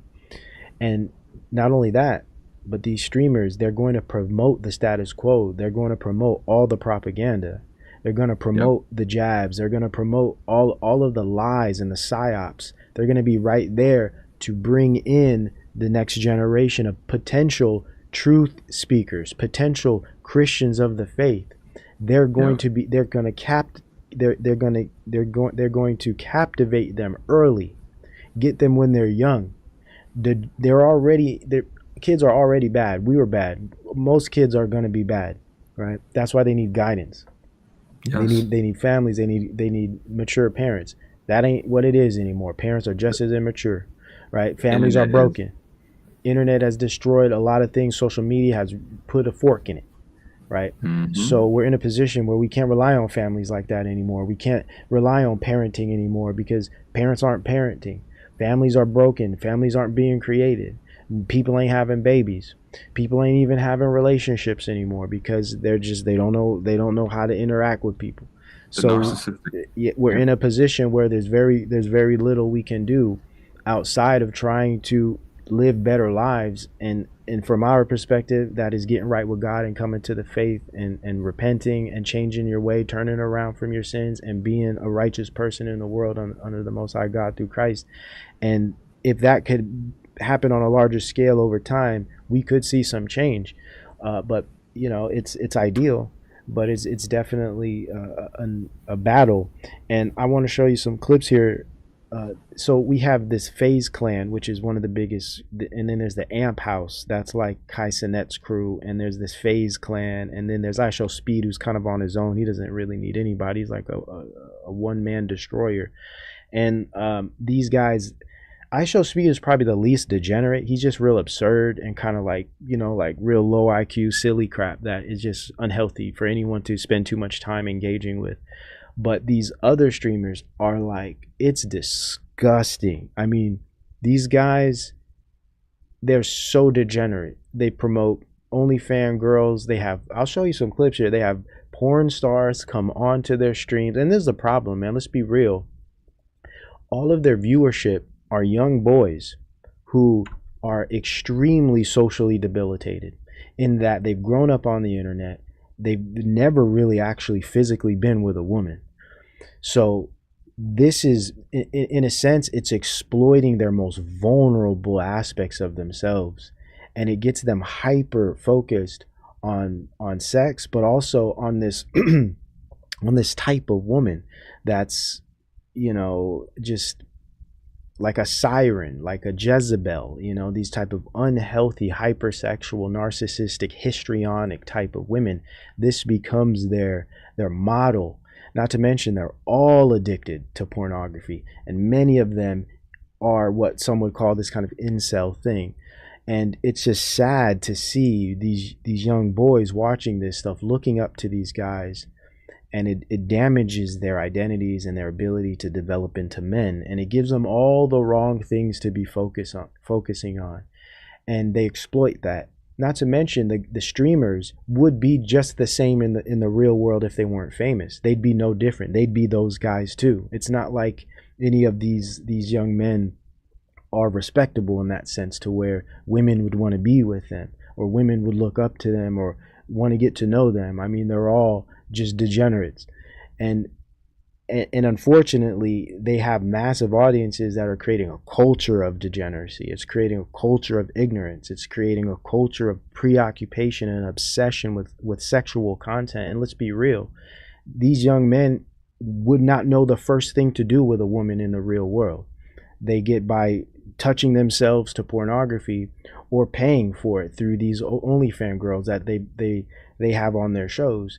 And what happens is they promote the OnlyFans girls on their shows, creating a more degenerate culture in that sense. And then when these young boys get off of the stream, they go and, go handle themselves and touching on themselves. And it's just sick, man. It's just like this cyclical pathology, man. It's so unfortunate. And they're promoting drug use. I'm going to show you a clip here. There's this whole new movement now with the young people where they're doing whippets, right? Now, whippets are old. That's like an old rave drug from back in the day. I remember people used to do that stuff. But it was lightweight. It wasn't like a thing. Now, you got these kids running around with these damn gas tanks, man. And if you do the research, what nitrous oxide does to the brain is insane. Like, it literally kills your brain cells. Not just your brain cells, but your ability for your brain to function properly. It's suffocating your brain. It's literally suffocating your brain by keeping oxygen out of it. Wow. It's so sick, man. That's crazy. And this FaZe clan is promoting that stuff. And let me show you some clips here. So this is a good example right here of what I mean, this culture. I mean, we used to run around with the homies and, we'd be together and we'd be talking, we'd be engaging. There'd be conversations, there'd be some depth, there'd be some actual goings on. This is what you get today. This is what you get today. Like, this is what you get. These young guys, and this goes everywhere. They're all on their phones. They're all on their phones. They're all together. They're just all on their phones, wigging out in their own little. And listen, man, they can't help it, right? This is what they grew up to be part of. They can't help it. The problem is, this is sick. This is a sickness. Socially speaking, this is a sickness to engage with each other this way. It's a literal sickness to where everyone is just plugged in. Now, I'm gonna show you this clip here. This is I'm not going to play this video. This just is a bit too graphic, but let me show you this clip here. This is from the FaZe clan. Look at this, man. This is crazy. Check this out. What the fuck is that? You have Galaxy gas, Lacey? Lacey. What is that? Are you have serious? Galaxy gas, Lacey? No, this is bullshit, bro. What is that? It's not mine. Are you fucking serious? Someone planted this! No, this is bullshit, bro. Banks, this isn't mine. No, this is bullshit. Banks, it's not mine. This is bullshit. What the fuck is Galaxy? Someone planted this! And you see, it pisses me off because it's like this is a whole gag. Like, this is a script. Everything they do is scripted. Like, he's playing dumb. Like, it's not mine. Like, who planted this? Like, what is this? It's like it's Right. these. Man, And that just goes to show you what's going on. It's not even what they're doing. It's that the promotion of this promotion of this behavior is their goal. They're only being promoted to promote this stuff, to Yes. peddle it down. And that's what their content is based on. It's not even real. It's like you're an advertisement for something else. I think about these kids as commercials. They're living commercials for Well said. a degenerate agenda, and they're just saying, okay, we are only going to make you viral if you sell our product, and their product is degeneracy, mindlessness, laziness, unproductive behavior, all these things. Because remember, for people to embrace technology on the level that they want, they have to be so lazy and so detached from reality where they want everything to be done for them. They don't want any involvement, any personal relationship or anything like that. So like convenience is going to be what sells a lot of this. But who wants convenience that removes you out of the equation, except for somebody who's totally delusional? And that's what these people are doing. It's not like All of this is scripted, and this is what we're trying to say. Social media, politics, celebrities, entertainers, all scripted. You see any athlete or entertainer, they're saying what they have to say for them to maintain their status. Every time they speak, every time a camera's in front of them, they're trying to either, polarize people to politics or something like that. It's craziness. It's sick. I mean, this is the new basehead. This is like 2024 baseheads, man. It's so disgusting. And I get it, man. These kids have nothing to live for. Nothing to live for. Life is virtual for them. Life is about image. They live through representations of themselves. They don't actually live in the real world. And so it gets to the point where there's nothing of any real value. The only value is virtual. So you end up sacrificing your real true self for these personalities, these images, and you're willing to do anything to go viral and to be because that's to go viral is to be successful. And you know what's crazy? So they're going to sacrifice their identities and themselves and do whatever's trending. If doing whippets is trending, they'll kill their brain to go viral. Not to mention they'll probably do it because they're depressed anyways. They're suffering mentally anyways. So if anything, it gives them an out as far as like actually engaging with reality. It puts them somewhere else. It puts them in a place to where they could medicate themselves. I mean, this has been done for years with weed, but now these guys are, and it used to be bars and, pills, and a lot of them ended up crashing out and losing their lives. So that kind of slowed down a little bit. The lean is still pretty strong, but now you got these kids doing whippets, man. I knew people that used to be addicted to this stuff back in the day, back in my party days, and it's a lethal drug, man. And it's easy to get. These kids got these, they didn't have these tanks like this when back in my day. They had tanks, but they were small. These tanks are massive. These kids running around with this stuff, and it's legal. Now, I'm not saying we should make it illegal because then that just gets into the whole prison industrial complex. But the problem is, and it's not even about banning things. I don't believe that necessarily these kids should be banned off the internet. These kids, they should ban certain messages. No. I personally believe we have to operate in the world based on our morality, based on our faiths and our beliefs, our value systems. That's what keeps us from acting out of pocket. Right now, the problem is, and you've touched on this many times, this idea of morality and faith is no longer part of the status quo. It's no longer even influential in the world like it used to be at some point when we were young. We wouldn't do certain things, and if we were doing certain things, we would know in our heart, like, you know what, I shouldn't be doing this. This is wrong. We had conviction. Even though we used to get out of pocket and do things that probably weren't in our best interest, we still were convicted. We still will go home after the fact and feel real bad, and then maybe never do it again. Right. Today, kids are scaling bad behavior to become famous or to go viral. There's no conviction. It's a seared heart, a seared conscience. This is dangerous. And again, I'm not saying that we should ban certain aspects of technology because that creates a whole new element of state control and corporate capture. My point is we need to start actually considering at a philosophical level how to live. What's the good life? What's the meaning in life? We have to get back to some of these kind of like first principles. And I know that's silly. Like, are you kidding? These things should go without saying, but we have to remember this generation of young men are twisted. It's like they have to go back to brass tacks and be taught how to live, right? What's right, what's wrong. I'm sorry. I know that sounds crazy, rudimentary. Listen, these kids don't know anything but chaos and absurdity and silliness and degeneracy. And that's why we're the light of the world and the salt of the earth, where not only do we have a testimony to show people how we came out of the same filth, so we're relatable in that we all struggle with the sin nature. We all struggle with the evils of this world, but we can show that our faith in Christ pulls us out of the world. So we have a testimony that we can relate to brokenness. We can relate to tragedy, pain, vanity, all these things that people are struggling with, but our life becomes a living testimony.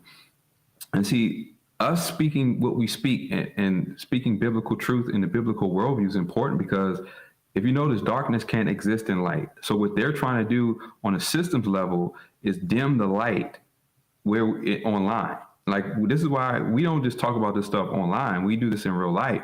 We affect everybody we come in contact with, beginning with families, beginning with friends, and what we engage in. We start to show a pattern of behavior that shows that we are following Christ and we're not our nature and not the world.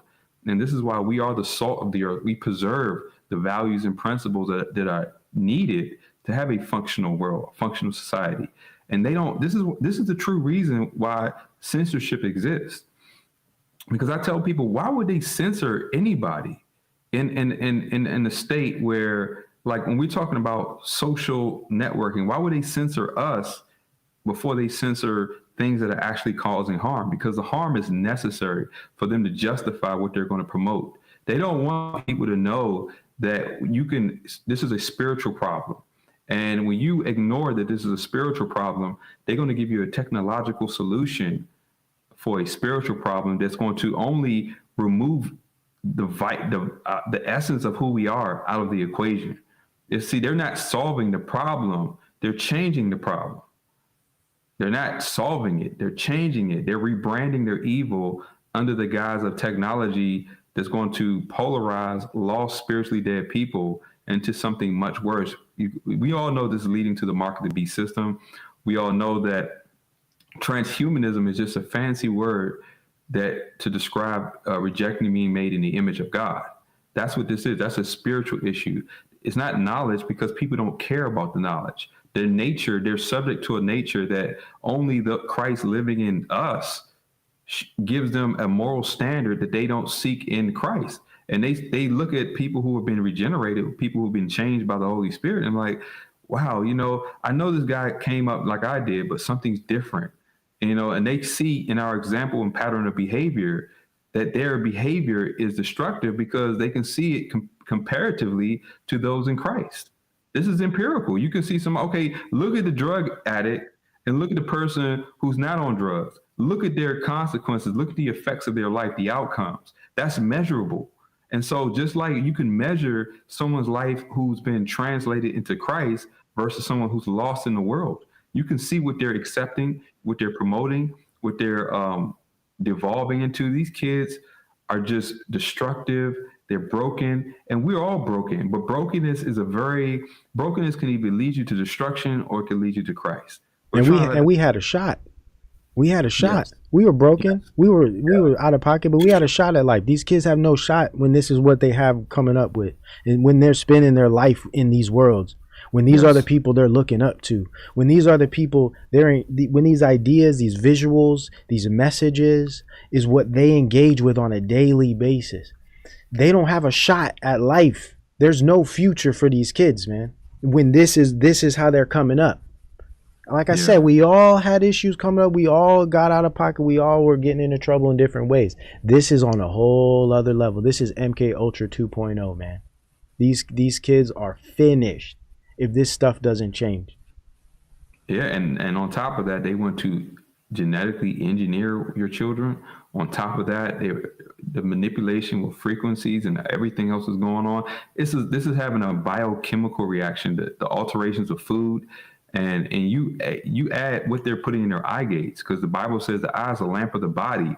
And then you add that to the food they're ingesting that's changing their physiology, their microbiome, and leading to, man, food is huge. People don't understand what you put in your body, in your microbiome. People are eating emotionally because they're not solving their brokenness spiritually in Christ. And therefore they're seeking destructive food as a Band-Aid for a spiritual problem. So you got these kids going to be obese, they're going to be unhealthy. And then the unhealthiness, we know that's going to play into the public health narrative. They have something waiting for you. They're going to have a new solution for that whole paradigm of wellness. And so taking care of your health, mental and physical, is vital to avoiding what they're trying to offer as their false solutions, and this is why we tell people, you are what you eat, but where you eat and why you eat is also a reflection of your nature, of your being. the snacks. We know what it's like to eat a whole bunch of snacks, but my mind wasn't in the right place when I was eating cookies and chips nonstop all day. Every now and again, I may have a cookie or a snack. But when you eat this stuff repeatedly, especially when you're online, you're not having real food if you're sitting online all day. You're snacking. So the snacking is going to amplify, it's going to be amplified when you're in this degenerate behavior because you're sitting online. You ain't gonna have time to sit around and eat a meal with utensils and have any family-oriented meals. You're gonna be sitting with some chips in your lap with cookies on the corner. You're gonna be watching this stuff. You're gonna be laughing, and your mind's gonna start rotting. Your body's gonna start rotting, and then they're gonna say, "Well, we have this transhumanist solution." Where we're barely Ozempic. we got some new pharmaceutical drugs, some new novel gene editing product that's gonna allow you to eat whatever you want.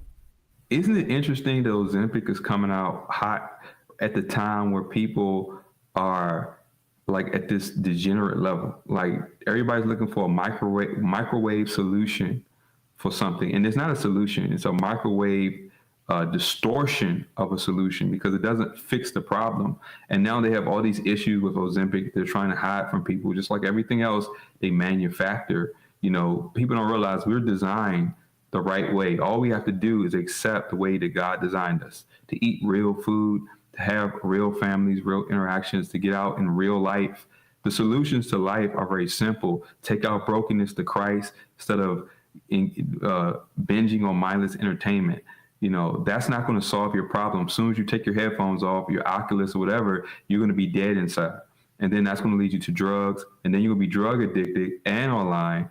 And you're going to be broke. And your brokenness is going to get worse. It's going to be amplified until what they got waiting for you? Eugenics, euthanasia. They got people, what they call them, the suicide pods, where you get in this pod and people who don't want to live life no more because they've been a vacuum of emptiness for so long. They have these euthanasia pods waiting for you. That's how much they care about your existence. Oh, we're going to euthanize you and give you this false delusion while we remove you from reality. Because that's what they want to do. They want to remove the real you and only leave a digital you. That's why, what do you call these things? NPCs we don't know who's real online. We don't know who. They want to make it so it doesn't even matter if you're real or not, as long as it's giving you some kind of emotional reaction. People are just looking for very vain, superficial things that don't really do anything but mask the problem and deflect from what's really happening in the background, where everybody's talking about the election and Puff Daddy and Kai Cenat and Actual Speed. We already proved that the executive orders, the digital assets, the biotech executive orders, they're already hardwired into legislation. It's already being established. They just don't want people to know that. They're keeping you distracted. They're keeping you irrelevant, off the board, so that one day when the right crisis comes along, they're going to have something that is going to roll it out. Yeah, I think it's unfortunate that there's so many weapons formed against these young kids when you think of the streamer culture. So in one part, it's distraction. Clearly, these guys preoccupying these young kids' minds with all of this nonsense. But then there's the degenerate aspect of it, where they're normalizing gooning, which they all promote this goon culture. And I'm not even gonna go into what that is. Just, it's just porn addiction. Let's just keep it simple, right? But all of these streamers promote this kind of goon culture, and it's absolutely disgusting because it's very powerful, this type of addiction. I'd say most men have dealt with this at some point in time. If say you're born at least maybe 1980 and up, you dealt with this because we all were introduced to different forms of adult entertainment. And I'm thankful that we didn't have videos in the palm of our hand at any moment, because we would have been strung out too, like these young kids are today. And again, I'm not saying we should be banning things on the internet, because that sets precedents for authoritarianism, but there does need to be a shift in culture in the way we address these things and what we choose to make popular. And I know this is the fallen world. We're not going to change the world. I mean, degeneracy runs the world, but there needs to be a counter culture, if you will. There needs to be a counter culture. I like Mo Fax calls it square business. We need to make a counter culture that's about square business. Being square is cool. Being on your P's and Q's, being intelligent, being educated, not in an indoctrinated sense, but in just the pursuit of knowledge, as well as being a righteous, a faithful, modest, humble, mature person in the world, seeking to do the right thing. This idea of square business. I think these ideas are important, and there does need to be some kind of movement that exposes the illness of this stuff. And the machine's not going to change. The machine's going nowhere. If anything, it's just getting more sophisticated. But there are things people at the ground level can do, right? And I think the ultimate route to that is through our own families, our own communities, right? And I know it seems pretty impossible at this point, but some of us are speaking up about it. And I just wish more people would. I wish parents would start figuring out what these kids are watching and start doing something about it, coming together. But it's so hard to come together now because everyone's stuck in their little algorithm silos and they're addicted to their own forms of content. So it's hard for us to really get together in this way. And those of us like this channel and Brother Hulk's channel that do get together and talk about these things, I mean, we're crumbs in comparison to this media world. We're in a very microcosmic corner of YouTube. So it's hard to have any real effect. But and it doesn't mean we're not going to continue to speak on these things. And to add to what you're saying, because what we promote and what we do is effective among ourselves. They don't want it to spread, just like they want their degeneracy to spread.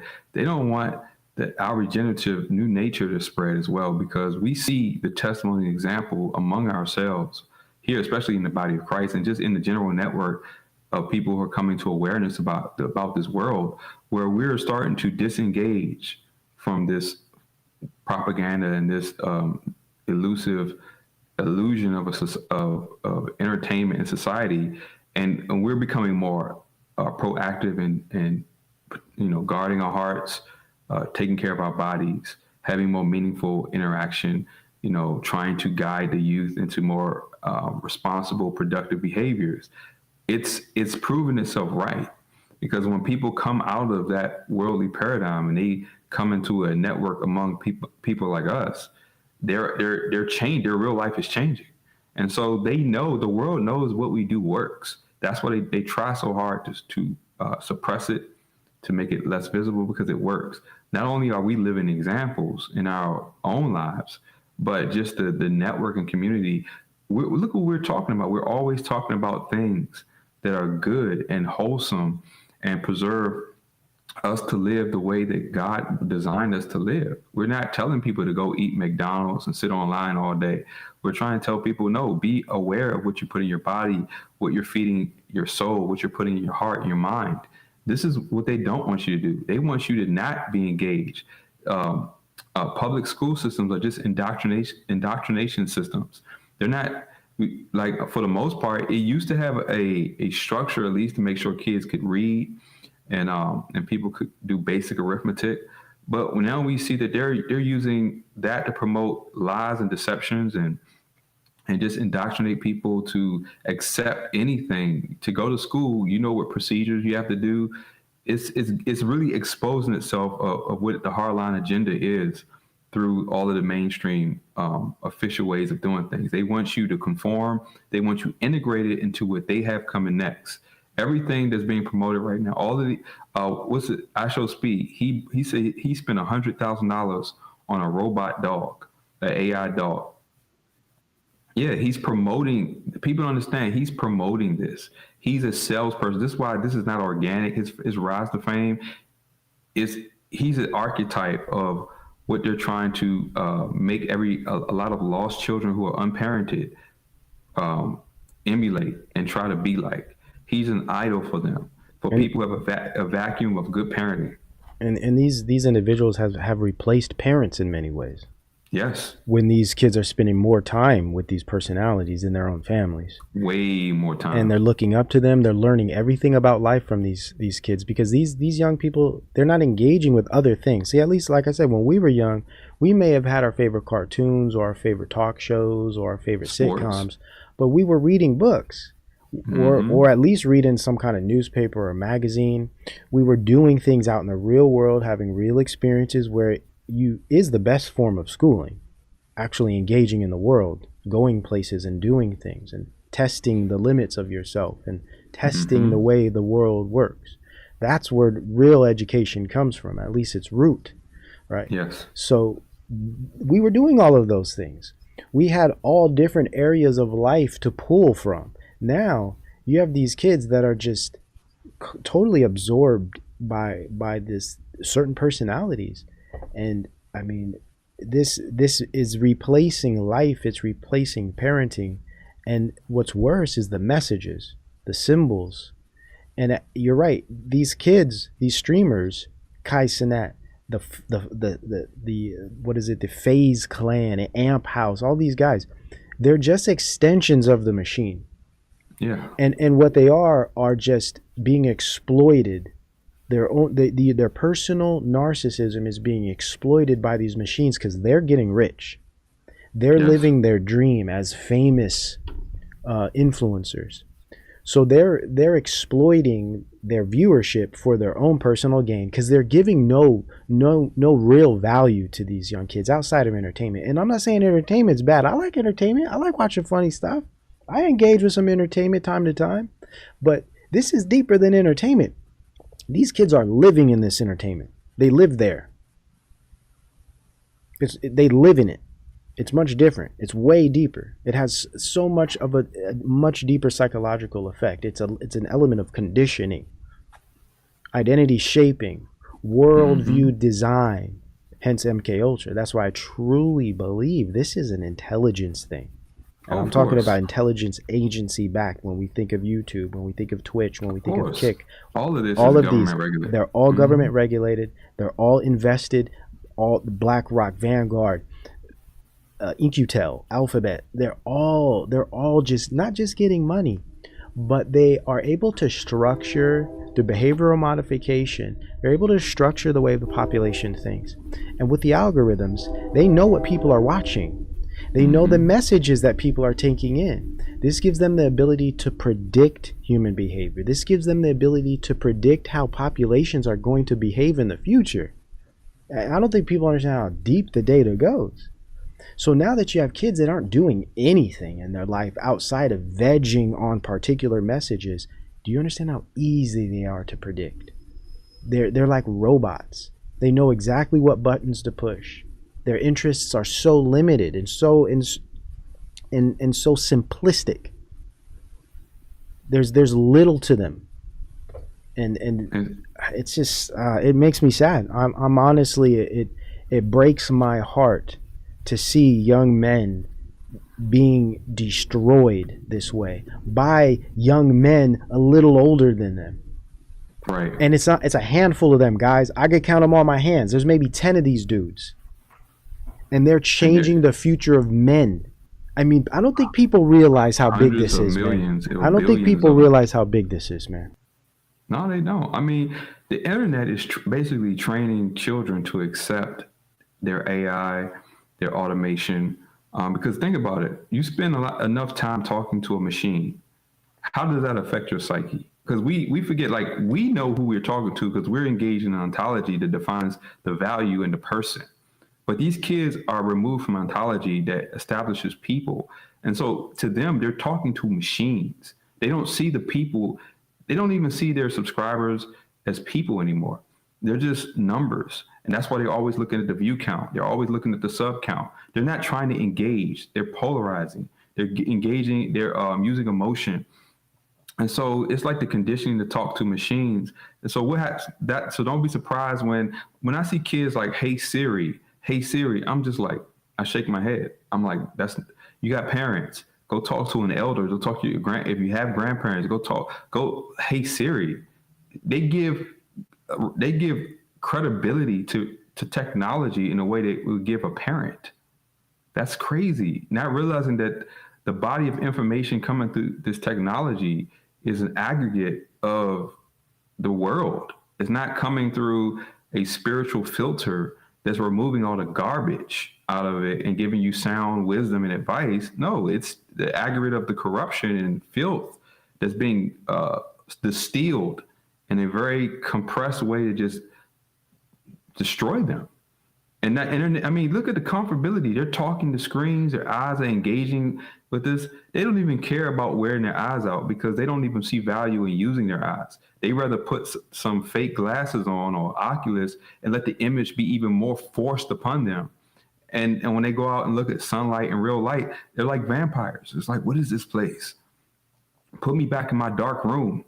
You know, that it's that incel kind of, it's not even a healthy introverted behavior, because I grew up kind of introverted, and I think you did too, where we were very social, but our preferred place was kind of to ourselves, because we had this awareness and thirst for knowledge and discovery that we could only relate to on our own.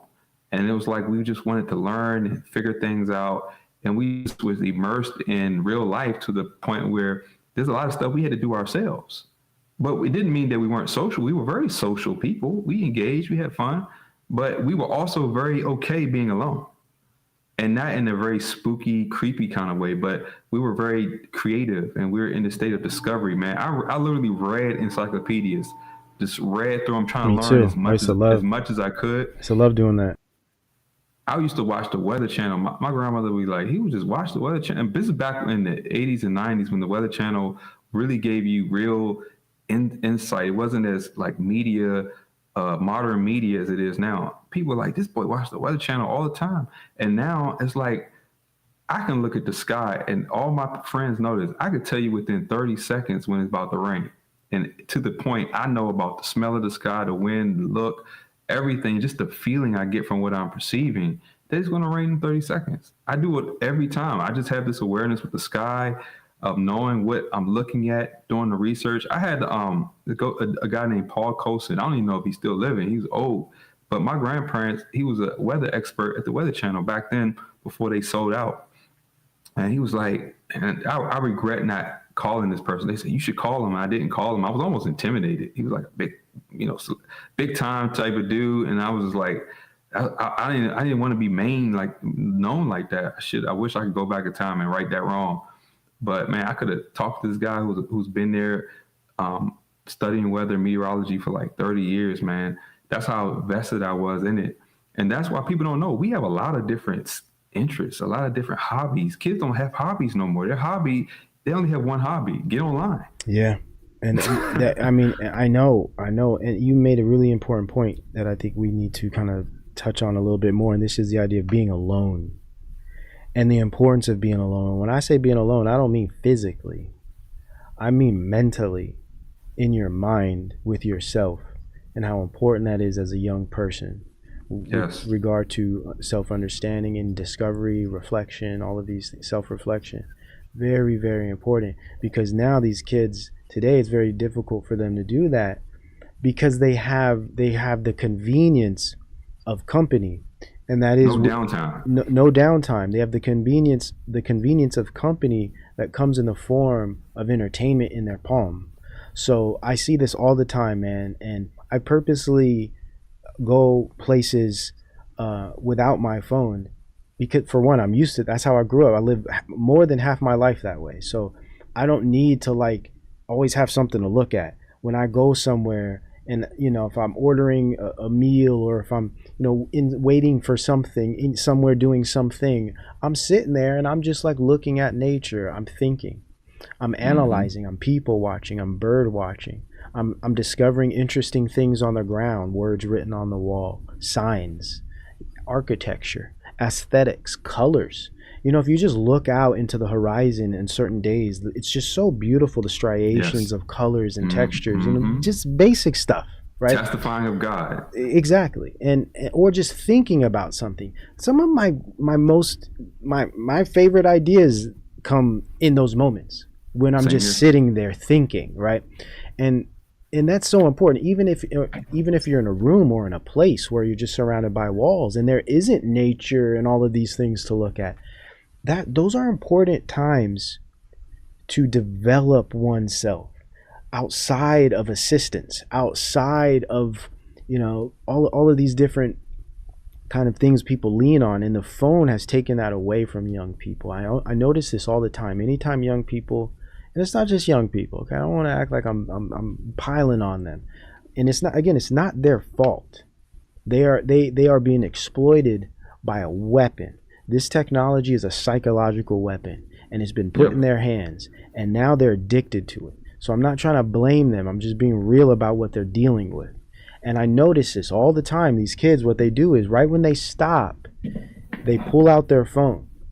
And it's like, it's so crazy to me, because I'm like, I highly doubt that there's a moment that they decide not to look at their phone and literally do nothing. Nothing. And just look at a wall or just think. It's rare, unless you're more of that type, you know, maybe more introverted thinker type. I'm sure you probably do that, but I just mean generally speaking, it's always the thing. Pull out the phone, and they don't even know what they're doing. Right. They're just let me scroll through something to take up my time, to preoccupy my mind, and that creates a type of atrophy over time. And I believe a large portion of the young people today have suffered a type of atrophy over years and years and years of doing this, and they fail to meet their potential. And it's not like you can't stop doing these things, but it's just a sad thing. So this idea of being alone with your thoughts, alone with yourself, without having some assistance, without having something to lean on, without having something to distract you, it puts you in your body, it puts you in the environment, it puts you in reality. It's you actually engaging with being. And this gets to more of a phenomenological kind of perspective, where we're losing touch with being in the world because we're distracting ourselves from those moments of being. And I think when you're just by yourself thinking about something, or just forcing yourself to actually engage in the presence of things, I mean, that's the experience of being. And when you start losing the experience of being, what do you become? What do you really become? Because I think, in my view, being human is being. And if you're getting taken away from being, what are you then? Really, we become these kind of reactionary things to information. We just become objects that are reacting to stimuli based on content. And it's empty. There's nothing really behind the gaze. It's a lot of emptiness that is constantly in pursuit to fill it with information, with content, with entertainment. There's nothing really back there. And I think this type of person is the post-human. All it's going to take is the interconnected technologies to really turn us into something different. But I think we're already being designed as such to where we're not really being in the world, engaging with reality. We're just filling up time and filling up the space in our mind with the distractive elements of content. And I don't think that's living. I don't think that's an example of a real person anymore. I hate to be that way. Like, it seems a bit extreme, but this is what's happening. And these streamers are just exacerbating that problem. Yeah, look, man, you speaking facts, because the nonstop media is keeping people from thinking. That's what they don't want people to do. Thinking is actually having, like you say, downtime, where you process your not only what's happening within, but what's happening without. You're making connections. If you're online, you're not thinking. Everything is thinking for you. You're listening to the opinions and ideas of other people. You're not knowing what's in your own mind. You don't have an identity of your own. And you're allowing the internet and social media to impress an identity upon you. Because think about it. You remember when we was kids, right? In the 80s, TV went off at night. We never had any issues going to sleep. I remember, I can't think, unless I was sick. It was like, what, 10 or 11? No, 11 or midnight? Like 11, maybe it was midnight, and they do the little 11, thing. 11:59 or something like that. The TV went off. Yeah. And as soon as the TV went off, I had no issues going to sleep. It was like the mind was allowed to relax. And when your mind is not relaxed, you become addicted to dopamine. You know, this is on a neurotransmitter level. The dopamine you need from one impulse to another. This is why everybody's jumping on what's going to happen next. See, we can process these things objectively, not be emotionally wrapped up, because we're just bringing awareness. We're not like, oh, did you hear? I'm like, we already know and this is the burden of having done research and just having spiritual discernment. Sadly, we know what they're trying to promote. So nothing shocks us. If anything, we see opportunity to bring people out of this delusion. But it's not shocking to us, any of this. We saw it coming a decade ago. And we're just trying to bring people to awareness that we have more influence than they want you to know, because all you have to do is unplug yourself, and you have a whole life to live.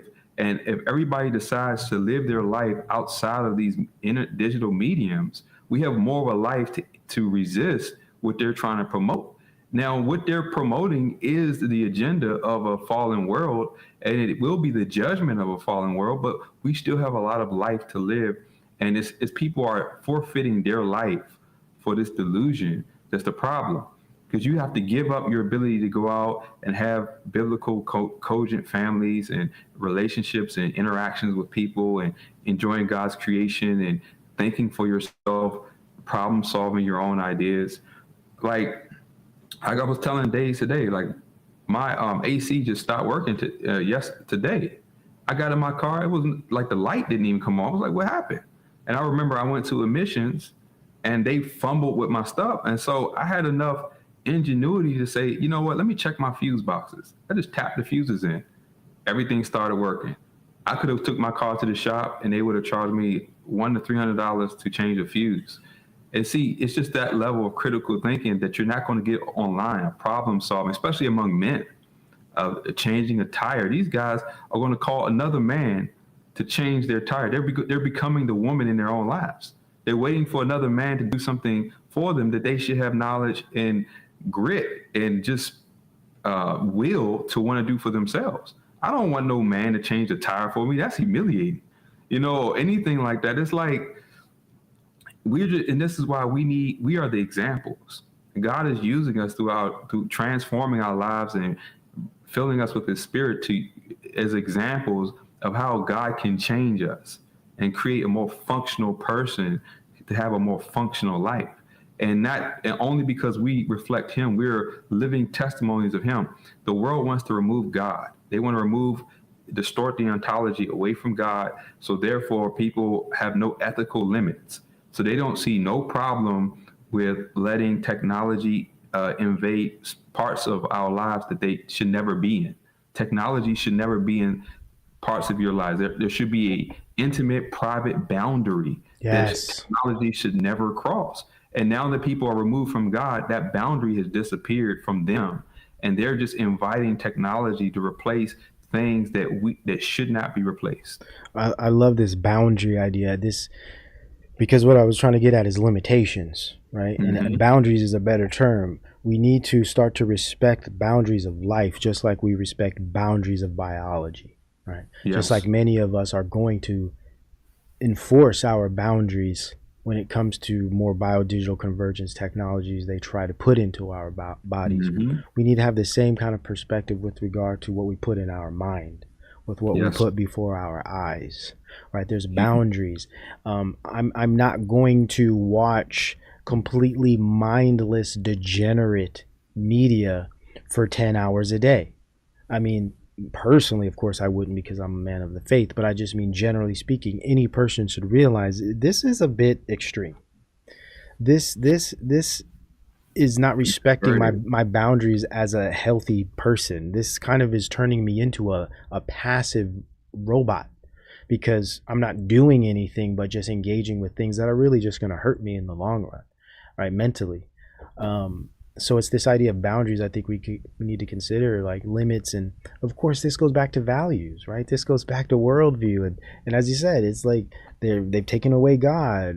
They've taken away structure. They've destroyed families, and they've distracted everyone.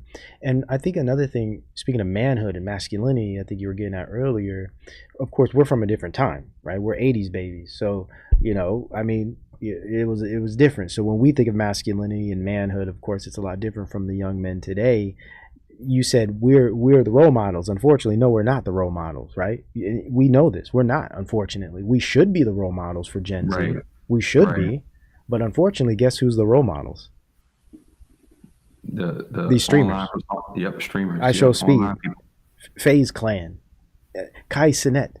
I mean, I'm sorry. I don't mean to be mean, but these guys are imbeciles, all of them. They should not be anyone's role model.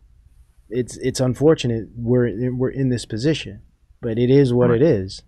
And what's being created now, instead of a masculinity, which is more assertive, which is more confident, which is more wise, now we're creating passivity. Passive, what is it? Bystanders, right? Who passively live vicariously through unhealthy pathological personalities. Imagine spending most of your teenage years passively watching monkeys dancing on a stream, and I don't mean that in any disrespectful way, if you know what I'm saying. But what I mean by monkeys is like circus acts. Mm-hmm. You know what I mean? It's so mindless. It's not even funny. By the way, I like comedy. I like me some funny. There's nothing funny about this stuff. It's even the level of comedy has degenerated such that it's not even real comedy anymore. It's not even funny. Right. So, I mean, if it was at least funny, maybe I could understand. But it ain't even funny. And it's easy. It's low hanging fruit. I mean, come on, you can get OnlyFans or some porn star with a big rack and a bunch of horny incel addicted to pornography young men watching. I mean, that's low hanging fruit, bro. You know how easy that is to manipulate? I mean, it's sick. It's sick. I mean, and yeah, I'm an old head. Yeah, okay. It's sick. I don't care how old I am or how young someone else is. Anyone should realize this is pathology. Yeah. This is a sick culture. And I'm sorry, too many young men are engaging with this stuff. And I'm not saying all young men are watching these streamers, but it is a big part of the Gen Z culture. It really is. And by the time more people start realizing what the hell happened, it's going to be too late. I say this all the time. It's going to be too late 10 years from now when they look around and see all the 20, 30-year-old men are just shells of human beings. Right. They're going to look back to this era. You better believe it. Yeah, and think about this, is that we're not saying, we understand what it's like to be young, rebellious, lost, but we're relating in a retrospect way where we've been pulled out of that.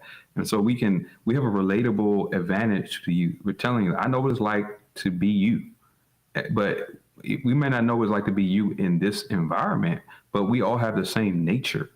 And we're trying to tell you that your nature in this environment is going to be amplified towards destruction. The same destruction that could have happened to us, you're just going to be more susceptible because of this current age. Because it's a mess, man. Like I look at, like even my brothers are younger than I. I'm the oldest, and I just, I see what they into, and I'm like, wow, yeah, they make me feel so much older because my younger brother, he's 88. And that might not seem like a gap from where I'm at, but it's in terms of culture, that's huge. From the early 80s to 88, that's a huge gap. And I just, I see the difference. And yeah, he's not like people in the 90s, but I can see that the modernization of the age is having an effect on each generation, and it's being amplified because I can see it it in my family. I can see it in just people I know. And I sympathize for them. That's why we want to help them. We want to bring awareness because they have a mind that still can take in alternative information that was being promoted through these social medias. It's like, look, we know that the world's going to be the world, but if some of these kids, if they have the other half of the story, if they know the other side of morality, the other side of ethics, then their conscience could kick in and bring some kind of awareness to bring them out of this. I mean, sometimes you don't know how bad things are until they are. And social media the world is at a very bad place. The inflation, hyperinflation, hard to get a job, hard to keep a job, hard to find a house, hard to buy a house. Everything is in a bad situation. And the last thing you want to be is unfocused, undisciplined, lost in delusions, distracted right now. Because, I mean, kids are very comfortable living with their families. I grew up in a household. When you finished high school, you were out of there. You were officially homeless. The day you graduated. You better have something set up. But my grandfather did not play. You are officially homeless.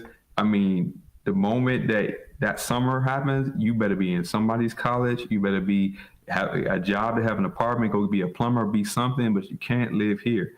That was ingrained in me. So, and see, he instilled in me, I didn't want to be that dependent kind of kid. I wanted to be a grown man that wanted to be able to control, at least, as a young man, those type of things in my life anyway. So it wasn't really a punishment for me. It was helping me do what I needed to do anyway. But let's be real. We had the privilege of actually going and getting an apartment.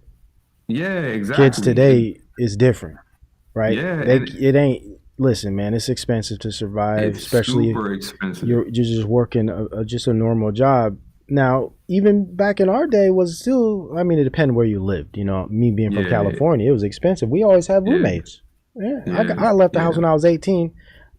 It wasn't on my own. I had a house full of roommates. I mean, it was like a crazy house full of young people, but that's how we survived. That was the only way to survive. But it was still the experience of getting out, getting a job, paying your bills, paying for your car note, gas, getting around. I mean, I learned a lot from that. But I do understand this is different now. It's not as easy. You got kids staying with the parents, and if it's a healthy dynamic, and if the parents are actually engaged as parents, I don't think that's a horrible thing, as long as they're making sure the kids are doing stuff in their life. Same here. But if you're 40 years old still living at home playing video games, I mean, damn, man. I'm just saying. I'm not trying to disrespect. That's the majority. That's the majority. I mean, that's the growing majority right now, is that they just want to sit around and just do crazy things. And right now, with the world being the way it is, that's not where you want to be. You don't want to be watching Actual Speed, and you could be homeless.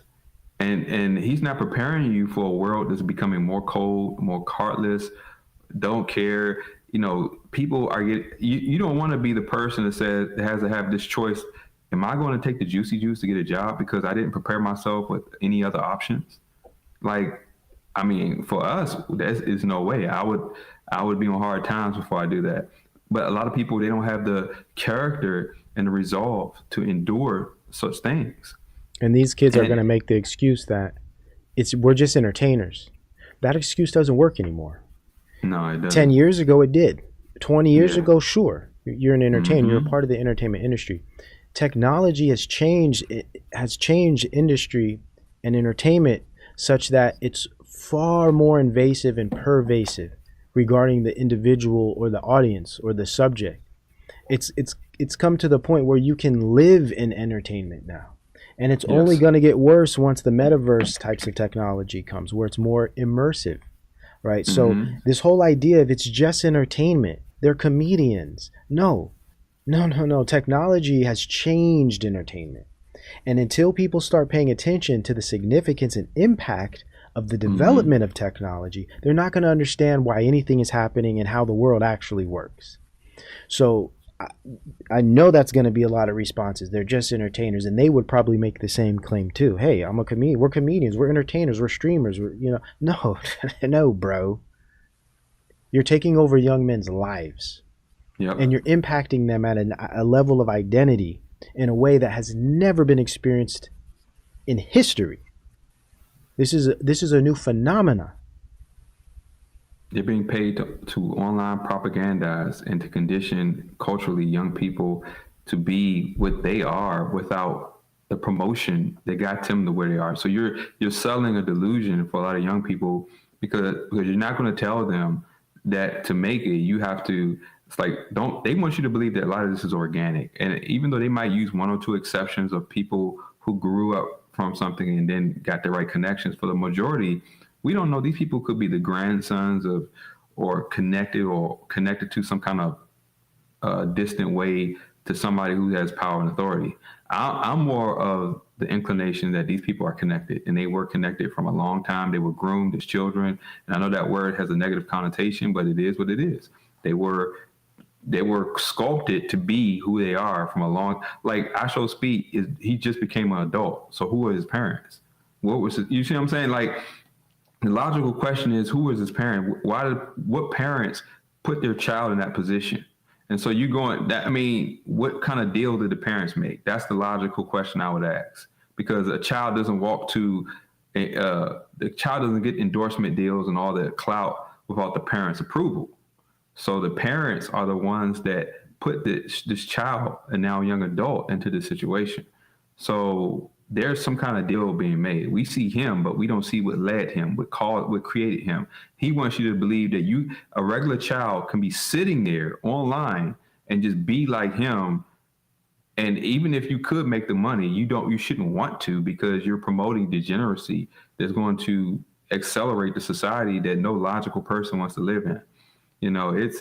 It's a mess. And if you just look at the conditions of the world right now, this is all where they wanted to go. They wanted to get this bad. And the online economy is waiting for Web3. It's waiting for Web3 to kick in with social credit and all this stuff, where if you're not saying the right things, you won't be able to make money. It's already like that. It's already like that. It's hard. You're not making money as much by doing the right thing online. You're depending on the people who support the right thing. You're not making money because the algorithm is not going to support you. It's not. You're not going to be Asho Speed telling kids to be responsible and to have real meaningful interactions and relationships. You're not going to do that. You're going to have to be the drug addict, the clown, the fool, the dunce, the idiot, all these people to do that. And then what you're doing is you're conditioning young people into doing the same thing. And most of them are going to destroy themselves thinking that they can be like you. Yes. Yeah, exactly. And I think we also have to just be honest and consider the fact that technology hasn't just changed entertainment. Technology has changed all of us. Yep. It's changed the way we interact with each other and ourselves and information and reality, right? And now I know some people that are hard naturalists would be very opposed to anything outside of physical technologies. I don't share that view. Personally, I rather enjoy types of technology, especially types of digital technologies, and I believe they do have advantages to them. But one thing we have to be honest about is the fact that the world around us has become completely technological and mediated, in that there's no longer any escape from this type of interactivity outside of completely going off grid, which is not realistic for most people. And I would argue that there's many people who aren't even interested in doing that. And personally, I'm not. I enjoy the internet, actually. But I think what this says is we need to be more cognizant and aware of what we're engaging with. And this is one of my main points I want to make here, is that we're all different. We've all been impacted by this type of technology, by virtuality, and it is only going to become more immersive and more interactive in our day-to-day lives. Hence the importance of considering what we're actually engaging with, the quality therein, the actual content and the messaging and the symbols. And listen, for the young kids, it's even more extreme, because they're spending way more time in some of these worlds. Hence the more of an importance of considering what they're actually engaging with, because the technology isn't going away. The only thing that can happen is how we choose to integrate it into our lives. Amen. And that's a subjective thing. I'm not calling for any objective authoritarian change in how technology is.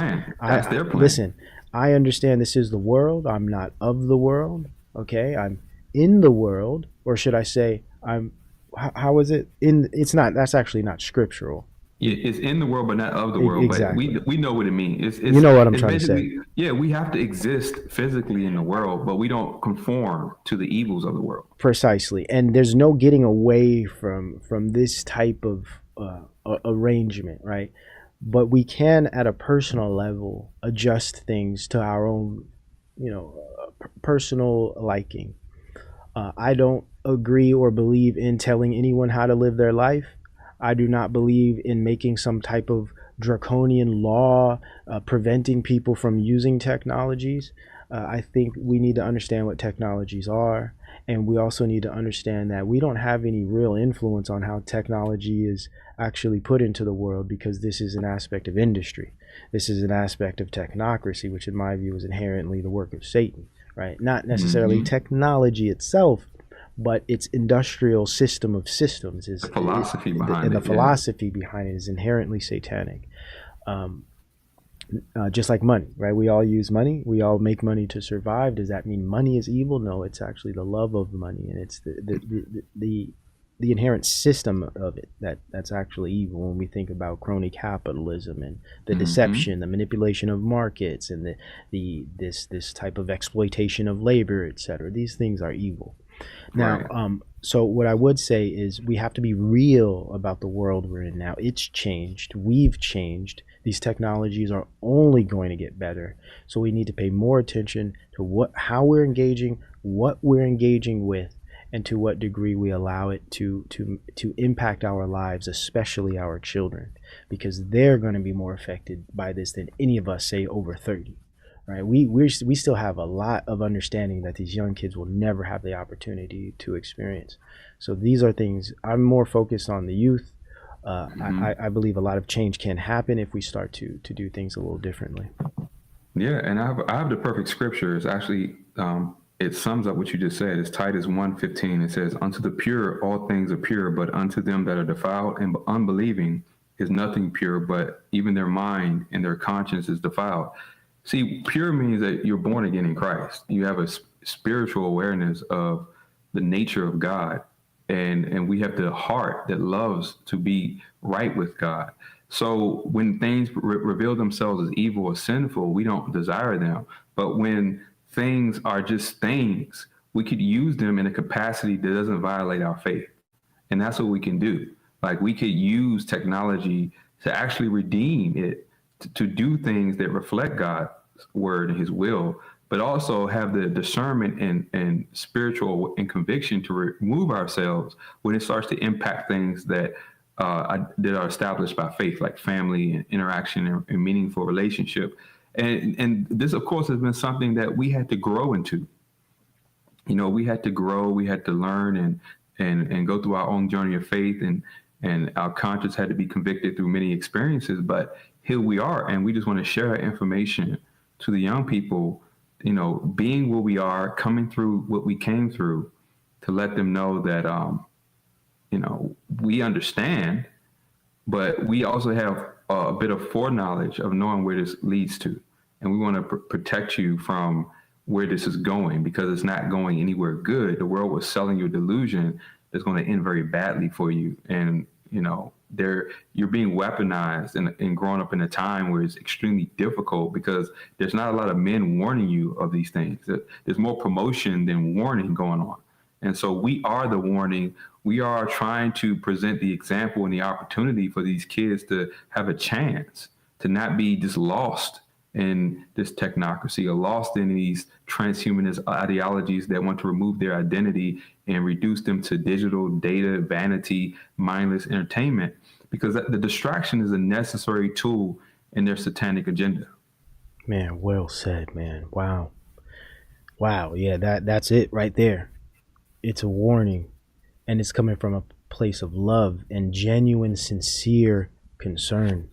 And Yes. We're older, so we were young and dumb and ignorant and overzealous at one time. But we grew up, we developed, we turned into men. So we can look back and understand how lost one might be, say, between 13 years old and 18 years old. You're not who you think you are, because you're not you just yet. You're developing. You're turning into who you're supposed to be. And what pisses me off about these damn streamers and these technologies and the people who control them is they're robbing these young men of their opportunity to become who they're supposed to be. They're robbing them of their potential. Exactly. And that's one of the biggest things. When you're young, everything is so present. Everything is so in the moment. You feel like you're going to be young forever. Your understanding and an experience with time is much different. Not until you're older do you really understand the significance of time. So it's very important for those of us who have more of a grasp and understanding on time to speak these truths to the young people that are completely oblivious to that significance. You don't know who you are, and you will never know who you are if you don't start to switch things up and actually engage with life. And unfortunately, many of these young kids don't know how to do that because they've been robbed of the opportunity, because devices have been put in their hands far too early, and certain types of content has rot their brains, and they have no understanding of what else there is in life. It's put them in a bowl. They're like goldfish in a bowl, and they're just swimming in circles, and they have no idea there's a whole ocean out there, a whole lake, a whole river that you can experiences. No comparable experiences. No real constitution of life. Everything has come from a screen. Everything has come from virtual creatures that you don't even know exist. They're just dancing on the screen for you. And I know in 2024 this might sound a bit extreme, but no, it's not. You just don't know what life is actually about. Exactly. So I think we can wrap it up there, man. Yeah, man. I mean, look, man. We hit the points. Like I said, you said it well when you said this is about love. We care about people, not just young people, but people in general, because our sinful nature blinds us from what's being planned and what's being orchestrated. And people, I think, and it's being sold to them because it feeds their narcissist, everybody's inherent narcissism. We all have it because of our nature. And only Christ pulls us out of that. We all only live for ourselves, care for ourselves, and we can pretend to be otherwise, but it's the really acceptance of our condition that leads us to place our faith in Christ. The world wants you to think you're good while you're doing and loving evil, but God reveals his holy standard and his will to show that we have a sinful problem, a sinful condition, and our conscience will testify and our experiences will prove that. And then we can choose, by knowing the truth, to place our faith in Christ and to be different, to be changed, to actually love what is good and hate what is evil according to God, not according to the world, because the world is going to call good evil and evil good. The world has no transcendent, objective, ethical compass. It's just going to distort reality through mediums and digital realms, to deceive the simple and the youth and the lost. And so now that we have been given clarity through Christ, we just want to speak the truth, be an example, be the light of the world. Because, drugs and unhealthy habits are going to, the vacuum that you're existing in that paradigm is going to attract a lot of bad things. And you don't want your conscience seared with a hot iron to not respond to the outcomes that this course of life is going to reveal to you. It's going to show you that you're on the wrong course just by your behaviors, your outcomes, and the effects and consequences of that choice. And you don't want to be unresponsive with a seared conscience because you are led by your pride or this ambition of fame and popularity. That's all delusion. If you knew who created you, who gave you life, who gave you transcendent meaning and purpose, you won't fall for any of these delusions in the world. I really hope people understand where we're coming from and the importance of this discussion and these developments as far as young men and the younger generation with regard to its technological influencer influence, and how these influencer streamers are merging with the entertainment industry and the hip-hop industry as well as politics. We have Trump with Aiden Ross, and it's all coming together to centralize the human, or should I say to centralize the public commons, to centralize human communication in these corporate, state-funded and controlled social media platforms. So I hope people understand how important this is at a social engineering level and a human level, human civilization level. Things are changing in a way that most people have no idea because they're distracted and they're preoccupied with things that don't matter. So I thank you guys for being with us, and we'll be back ASAP. All praises to the Most High. In Jesus' name. Amen and shalom. Amen. Peace.